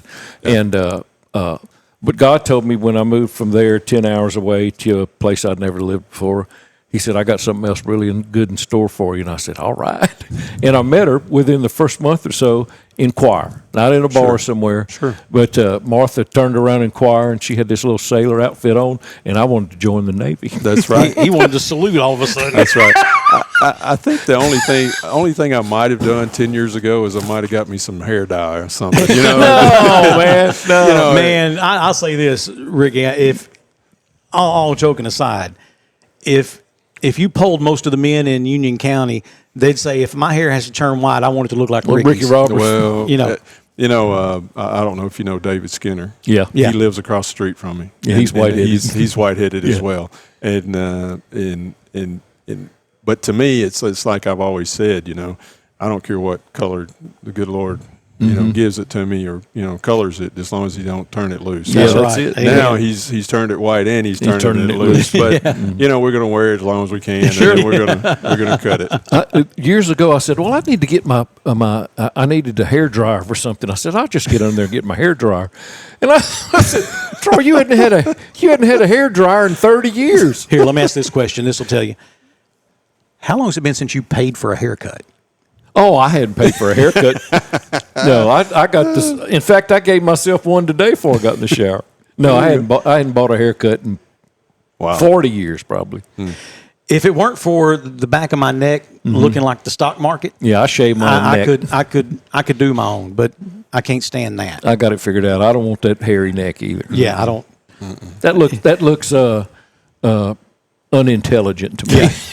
I always say it looks like someone mowed their yard but didn't bother weed eating. You know? Didn't trim it, didn't hedge it. You know, just it'd be nice if the grass wasn't growing over the curb out, 2 foot out into the street. But so man. All right, we're going to take a break. When we come back, we have more of Off the Back Porch right after this. Homes are typically heated or cooled 24/7, 365, using nearly half of all home energy. That new stainless steel refrigerator may look cool, but upgrading to the quietest and most efficient HVAC system can have much greater rewards. Choose a system with a Wi-Fi enabled thermostat, so the most important appliance in the house is also the smartest, allowing you to set the perfect comfort level from anywhere. Presented by Lennox. Learn what perfect feels like at Lennox.com. PCI has been shaping the future of manufacturing for over 40 years, and they're doing it right here in El Dorado, Arkansas. PCI is one of America's leading producers of polyethylene containers, known for quality, innovation, and teamwork. Join a fast-paced, rewarding career where your work keeps the world moving. And because PCI is a veteran-owned company, they value things like dedication, diversity, and drive. Are you ready to take your career to the next level? Apply today at polypails.com/careers. Derek Henry. Hey, Jake from State Farm. I saved so much bundling, it inspired my workout. Auto! Home! Okay, and this is Auto again, right? Auto! Hey, this is my living room. Home! Bundling, just another way to save with the personal price plan. The dog isn't allowed on the couch, Derek. Like a good neighbor, State Farm is there. A parade, and hilarious pizza throws parades all week long. Bring the family in for your favorites, or explore the variety that Larry's Pizza offers. Come join us at Larry's Pizza for the greatest parade ever. Hey, welcome back for more of Off the Back Porch with Sandy and Boomer, and our special guest this week, our outgoing sheriff and incoming chief of police, Ricky Roberts. And Ricky, I know that you said you stay away from social media and that you stay away from mind-altering bad things, so it means you've never watched this podcast.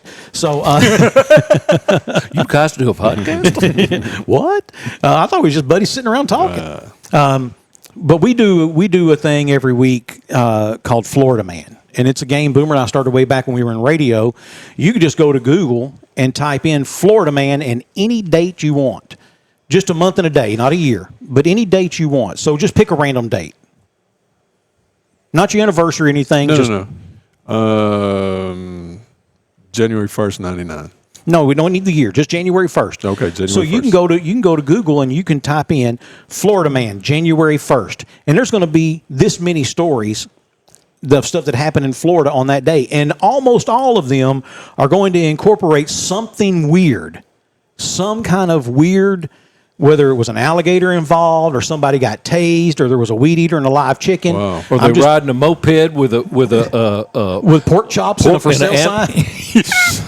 I couldn't That was remember last week's. Couldn't remember what he had. Yeah, last week I just typed in a random date, Florida man, blah blah blah, and it popped up this story about a guy who stole a moped and then went and borrowed some pork chops from the Piggly Wiggly, Assorted pork chops, and was trying to convince people he's got a mobile barbecue business, and the police come and got him, and Oh, yeah. we had the guy him and his neighbor got in a fight because his neighbor was weed eating and it busted the bottom of the fence between their yard, and his chicken got out, and cops got involved, and the man jumped up on a truck and on top of his trailer and ran off the other end of the trailer and jumped off and got on a kid's bicycle and tried. I mean, it's crazy. It's every day though. You can't type in a date that there's not a story. Well, I heard today on one of the news shows about some weird guy in Florida. I said, "Yep, there he is, Florida man." We'll have that one on at some point. Yep. You just got to. So here's one. Now this one isn't as far as being just really out there weird. I've got one of those we'll talk about in a moment. But a woman in Sarasota, Florida, called pest control because she said she was hearing hissing in her laundry room. The tech shows up, opens the dryer, and out slides a fat 4-foot black snake, warm and angry. Mm-hmm. Turns out her son had left the dryer door open overnight, and the snake had crawled in there to nap. The pest guy yells, she screams, the snake panics, and suddenly you've got 3 living beings trying to exit a laundry room that's only 6 foot wide. The pest guy finally catches it with a laundry basket, which is Florida's most useful tool, by the way. He puts a laundry basket over it. Mm-hmm. Now the snake loses its absolute freaking mind and begins hurling itself into the plastic basket. I guess striking, I'm not sure. Yeah. The pest control guy, Randy Flanders, said, quote, "I didn't know what kind of snake it was, but it had now got its head out of the basket, and all I could think is, I can't let go of the basket to run because it'll get out for sure." Yeah. Just when Randy didn't know what to do next, he said he was looking between his feet, and he saw a gun barrel slide between his feet. No. The woman's son had slid down on the floor behind him and shot the snake in the laundry basket with a .410 shotgun inside the little laundry room. .410. Oh, my goodness. The snake, by the way, turns out it was an Acstridian piscivorus, otherwise known as a water moccasin. So maybe that was a good idea. yeah. You're not hurting anybody's feelings by killing that. Now this one isn't Florida, but this one I thought was a very strange one. This one comes out of Meeks Bay, California. Now here's where you think, because you think California, it's a big state. Lake Tahoe, Okay. California side. Okay, Meeks Bay, California. Travis Heldengraw decides he's going to impress his date by renting a jet ski. They have been on 10 dates previously, and he thinks that things are getting serious between the two of them. So after eating dinner at a Lake Tahoe restaurant called Emerald Bay, Travis walks her to the water and points to a marina and says he's going to be coming to pick her up from that direction. He leaves her there on the pier. He goes and gets in his car, drives over to the marina. He's coming back across the bay on a jet ski, wind in his face like he's in an action movie, right? Got a Bluetooth speaker blaring music from his pocket, and he's going along. He can see her, she's waving, and then he runs out of gas in this jet ski he just rented. He drifts into a sandbar in 2 feet of water and finally thinks, screw it, I'll just swim to her, get her to take me back. We'll just walk back over to the marina and we'll get my car. About then, California wildlife officials see him. They pull up to the sandbar. He says, "Man, no need to worry, guys. It's fine. I'm on a romantic adventure." That's what he tells them. They ask where his date is. He points at the shore about a half mile away. She's filming him and laughing so hard she can't breathe. So imagine his shock and hers as well when the game wardens then put cuffs on Travis and put him in the boat and dash away. Want to guess why? Evidently, the man at the marina was about to lock up for the night when Travis came walking in. The man was moving the last jet ski into position to be locked up with the cable and lock system. He told Travis he didn't want to do the paperwork and he wasn't going to rent a jet ski. Travis wants to impress his date and offers the young guy an extra hundo.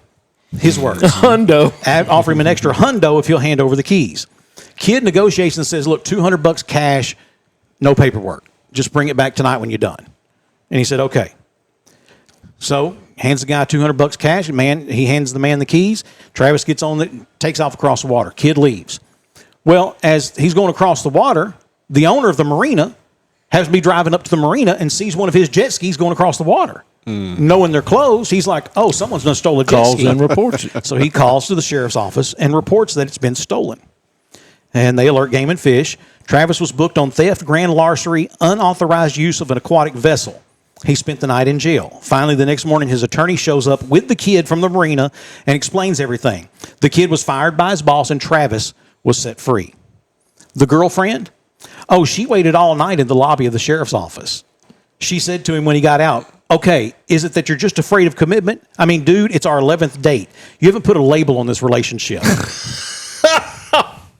That's just like some women. They'll wait there in the lobby all night just to say, now, Mister, Mister, I'm gonna get a jet ski man. Travis promptly asked her to be his girlfriend in the lobby of the sheriff's office, and she agreed. And per their Facebook, he asked her on Halloween night to marry him, and she said yes. That sounds like a Hallmark movie. It really does, doesn't it? Wow. I mean, that's crazy. So it wasn't Christmas, and they didn't come from New York. Yeah, and they didn't own a first time back in town, coffee store. First time back in town, and since high school, and always had a thing, and always thought you and I would end up together. And now my family owns this apple orchard, and the guy that we all hated in high school, who I ended up marrying and then divorcing, is now going to take the family orchard away from me. Yeah, that thing. I've seen them all. It's like my munchkin, who's 18 now, and incidentally, she got the job at the place where they say eat more chicken, and she's been going through orientation and got her little uniform. Now this is a generational difference, okay? When I got my uniform, for example, when I went to work for Coca-Cola in high school, and I walked in, they gave me a Coca-Cola shirt. You need to wear this, and they gave me 4 or 5 of them. I wore my shirt to work, but she has a whole photo shoot on her Instagram. Peep the fit, y'all, and she's like. And all that, and these pants are cute. Look at my butt and all that. I'm not trying to look at your butt, kid. Anyway, that's the difference between being 18 and 53, I guess. Let's see, Florida man. Here's another one. This one is much better. Okay. Daytona Beach. Nothing good happens in Daytona Beach, incidentally. A Florida man was arrested on Tuesday afternoon after attempting to steal a Harley-Davidson motorcycle from a local biker bar. There's a series of bad decisions in that sentence alone. This thing gonna be good for him. Yeah, that's right. By trying to push start it down Main Street. Yeah. According to police, 44-year-old Ricky Rooster McCoy. That's the other thing about most Florida men. They have a nickname. And it's always Skeeter, Rooster, Bubba, JB. Right. There's just Boomer, stuff like that. Ricky Rooster McCoy was spotted outside the Iron Horse Saloon attempting to start a Harley by repeatedly kicking it, slapping the handlebars, and swearing. Officers said they noticed there was no key in the ignition, so they walked up to inform Rooster, hey, if you put a key and turn it on, it'd be a lot easier to crank. Rooster then attempted to push start the bike by pushing it down a slight slope of the parking lot. Needless to say, that didn't work. Undeterred, he attempted to flee on foot. After a short chase through the parking lot, officers ordered him to stop, which he didn't, so they tased him.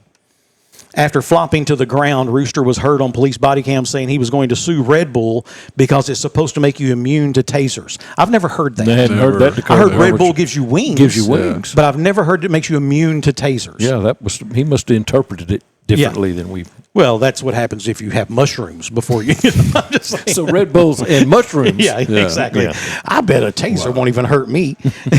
Like the guy we had a story one time. The guy told his buddy, he said, I'm fat. I can dodge a bullet. He's like, no. He's like, yeah, man, I can.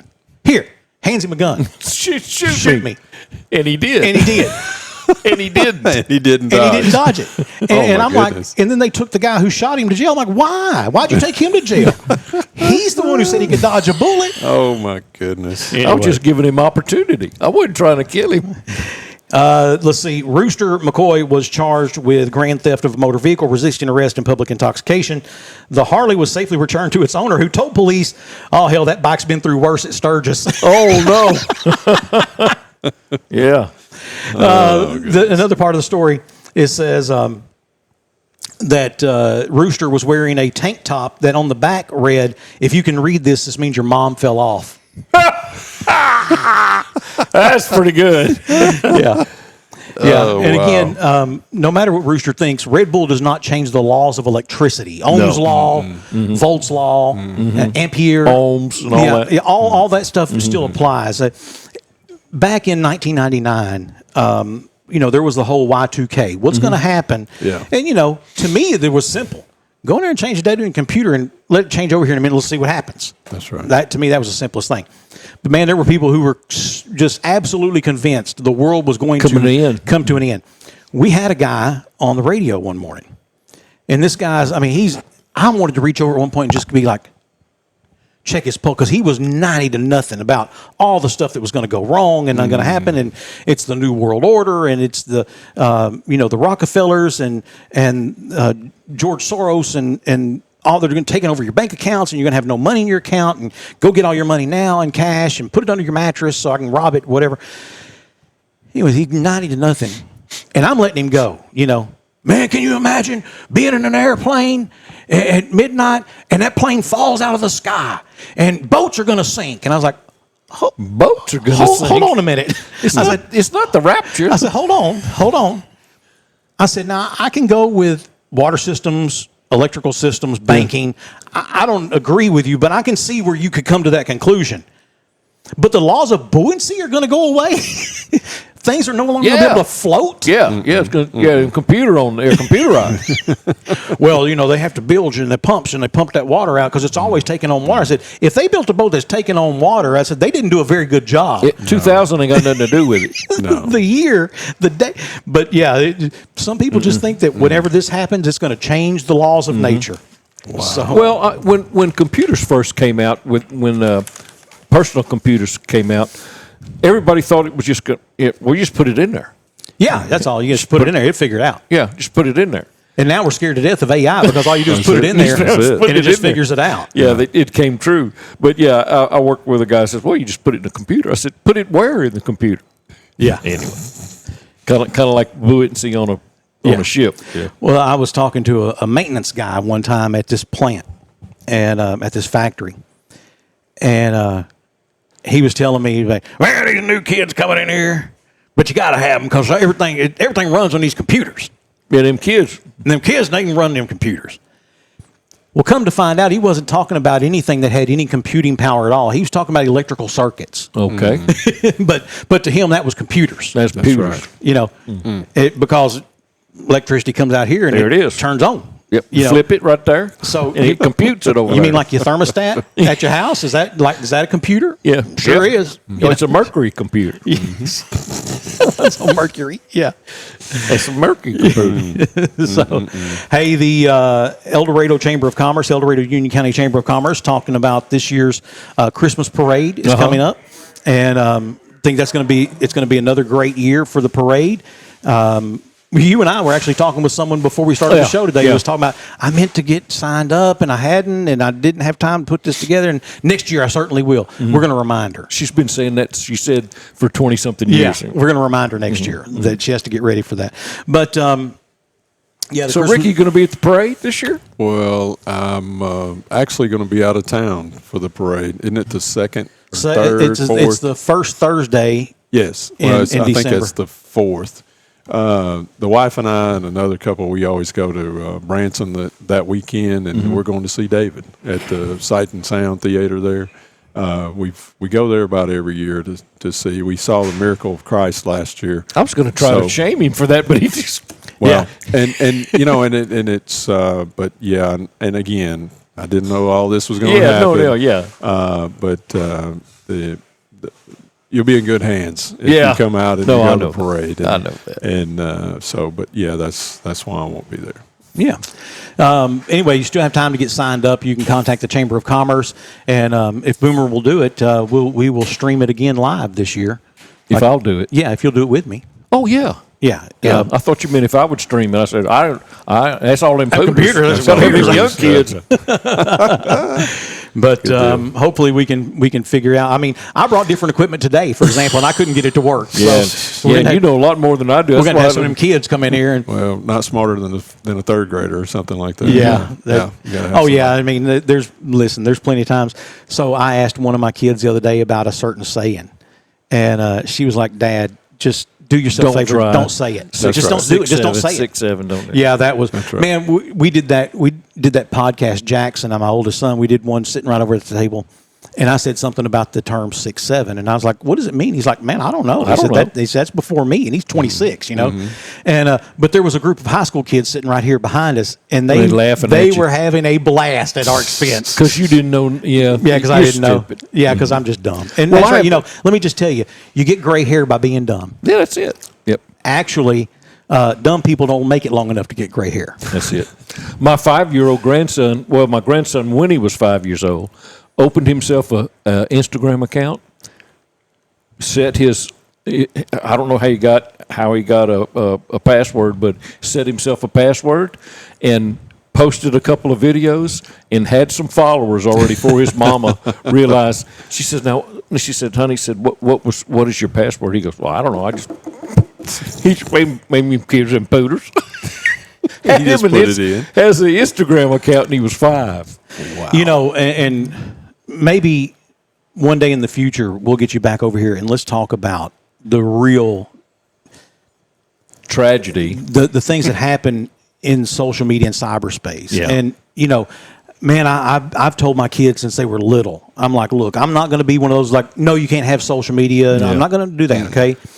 But I'm going to ask you to obey just a few simple rules. And that is, number one, and this isn't just social media, this is anything. What happens at our house stays at our house. We don't talk about it outside. If we have an issue at our house, we're going to solve it at our house, okay? But let's try to keep as much personal data off of social media as possible. Now, my kids have had no private life since they were little. They have been the subject of nearly every radio bit, every bit we've done here on the podcast. I post things about them, but you'll also notice I rarely ever post their names. Sure. It's nicknames. And then also, you know, their mom and I are very vigilant when we're out in public. And that's the other thing is teaching them. I thought y'all were Protestant. I thought y'all went down there to the Baptist church. So, you know, we've had issues where we were in another town one time, and I had walked off, like His Royal Highness was real small. And I think maybe I had him in the buggy, and we walked off over here just to keep him moving so he wouldn't scream and cry. When we're walking back, I noticed this group of guys that are not American who are stalking my daughter and my wife. And so I just stayed back and I stalked them. Mm-hmm. And I noticed every aisle or so, they'd move a little closer. And so once they're to the point to where they could basically just make a step or two and reach and grab somebody, I wheel myself right up in amongst them. Hey, how you doing? Looking them right in the eye. Mm-hmm. And knowing that I'm armed at the time. You know, so, but my wife was like, I told you. She was telling the munchkin, who was maybe 13 at the time. She's like, I told you those guys were following us. I said, they sure were. I said, I stalked y'all from over here. I followed them following y'all. And, man, we're in a little bitty town. And it wasn't in some big crime-ridden major city. So what were they doing? What was their hope? What was those guys' hope? 3 guys who were closing in on a woman and her child. Yeah. I don't know, but it didn't look good from my perspective. Mm-hmm. And, you know, we all hear those stories of things. And I have a very good friend right here in Union County, whose daughter lives in Rising. Mm-hmm. And she was in the dollar store. I don't know, Dollar General, Family Dollar, whatever. She's in the dollar store, and a woman walks up to her and says, Miss, there's 2 guys stalking you through the store. And she's like, what? And she's like, yeah. She said, I'll walk with you. Let's walk over to the next aisle and see what happens. They walk to the next aisle, and sure enough, these guys poke up at each end of the aisle. They walk up to the next aisle. These guys poke up at each end of the aisle. And she says, I'll walk to the register with you. So the lady walks to the register with her. And these guys are kind of just milling around, Not buying anything. Right. And the lady says, I'll walk with you to your vehicle.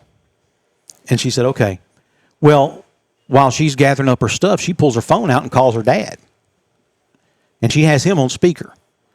Well, when this woman hears her dad have on speaker, she takes off. And the men take off with her. Oh. It was all a setup in man. Rising, Arkansas.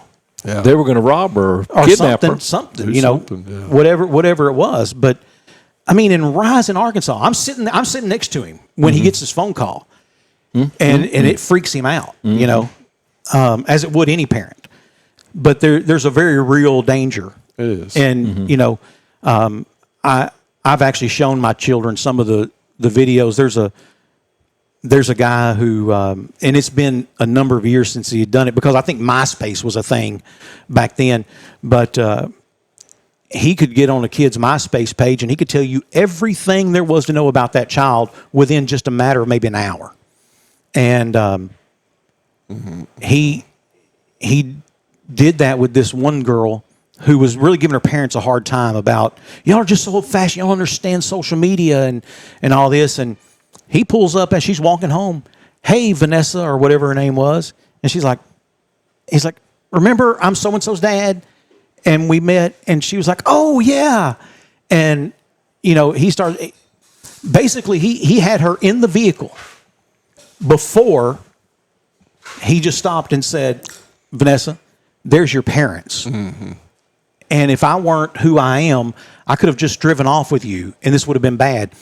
And he explained to her, and basically you thought, well, there wasn't a whole lot, but at one point on her MySpace page, she had put Go Ponies or whatever. And so he deduced from where they lived what school she went to.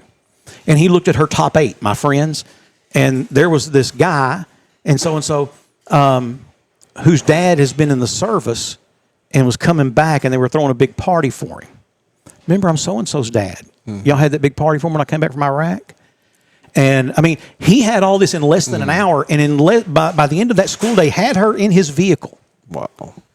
And, I mean, that fast. That fast, yep. And they will tell you, I mean, and their story is so convincing. You're like, well, somewhere inside there's an alarm bell going off saying maybe this isn't right, but he knows my name, he knows my mom's name, my dad's name, he knows all my friends, and I do remember that guy, coming back from Iraq who's so-and-so's dad, and it's just that quick. Yep. And then he said the other thing he said especially at that tween to early teen age, gullible. They don't want to be seen as being an outcast. Yeah. So they'll do almost anything to get along and go along.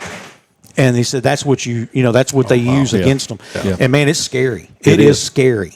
Yeah. And of course, we need to address that again on another. Yeah, we time. do, and that's why I'm saying we need to have a podcast that strictly deals with that, because we've all listened in all the years I've been in media and covered news. I can't tell you how many stories I've reported of thankfully a sheriff's department or an FBI or a police department who operated a sting, and this guy drove from 2 states over to meet what he thought was a 13-year-old girl. Yeah. And then when they arrest him and they find a straight razor and cords in his trunk and a bunch of plastic bags, and I mean, I don't know what his plan was, but it didn't look good. No.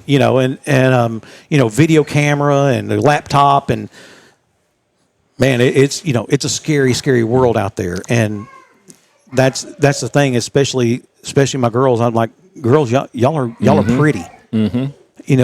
Y'all are pretty. They'll snatch you in a second. You've always got to pay attention. You've got to have your head on a swivel. And I'm sorry, that's the world that you live in, but that's the world you live in. Yeah. And as long as that's the case, I need you to be a little more aware of what goes on around you. Right. And, my princess, when she was real little, she would talk to anyone at the grocery store. Have her in the buggy, and she would just talk, and she would tell them, my name is what's your name? And we'd walk off, and I'd say, hey, do you know them? No. Well, why did you tell them your name? Well, I just wanted to know their name. And I was like, I understand, but now that's a stranger who now knows your name. And as they would get older, I would say, remember what are you going to do when that guy that you just talked to over there pulls up and he's like, "Hey, so and so, remember we met? I'm your dad's friend at the grocery store." Yeah. It's that easy. Yeah. And kids' minds, how many times have you thought something that happened as a kid and everybody's like, that's not how that happened at all? Yeah. But in your mind, the pieces fit together like this, but then come to figure out, no, they actually don't. And that's what, that's a very real thing. It is. And it happens in kids' minds. It is. When they're like, "Hey, I'm your dad's friend from the grocery store," I have to be careful. Josh Williford, coach from Smackover, lives in my neighborhood. I pull up to him one day and we're talking, and I was like, "Hey, love you, brother." And we drive off. Well, from that day forward, my youngest now thinks that Josh Williford is my brother and is his uncle. Okay. Because of the words I used. Yeah. And I have to be careful of that. Sure. That's a colloquialism. That's a habit for me. Hey, brother. You know. And so I had to explain to a then 3 or 4 year old that that's not really my brother. That's just a term. It's like dude. Yeah. Our buddy. Yeah. And he still didn't get it. Yeah. But because every now and then we'll drive by Josh's house, he'd be like, "That's where your brother lives." I'm like, "Look, Josh got the better end of the gene pool, if that's the case. He's a big muscled up man. I'm a short, dumpy mashed potato is what I am. I'm a bowl I'm a Dixie cup of mashed potatoes." So that's going to do it for us this week on Off the Back Porch. We really do appreciate you being here. We appreciate every one of our sponsors. Hey, coming up this week, don't forget, El Dorado Wildcats will be in Sheridan taking on the Sheridan Yellow Jackets. That's this Friday night. Game time is at 7 o'clock. We'll go live at 6:30 with Carter Bryant. Carter will be back. Carter and Jack Sanford will be doing the game this week. And then next Tuesday at 6 o'clock, live from Mystic Grill at Mystic Creek Golf Club is Fifth and Goal. That's the weekly coaches show where Jack sits down with all the coaches from around the county and talks about their last week's game and their upcoming opponent. And, I think with the exception of maybe just one team, every county team is in the playoffs. And so it's going to be it's going to be a lot of fun to watch how all this plays out.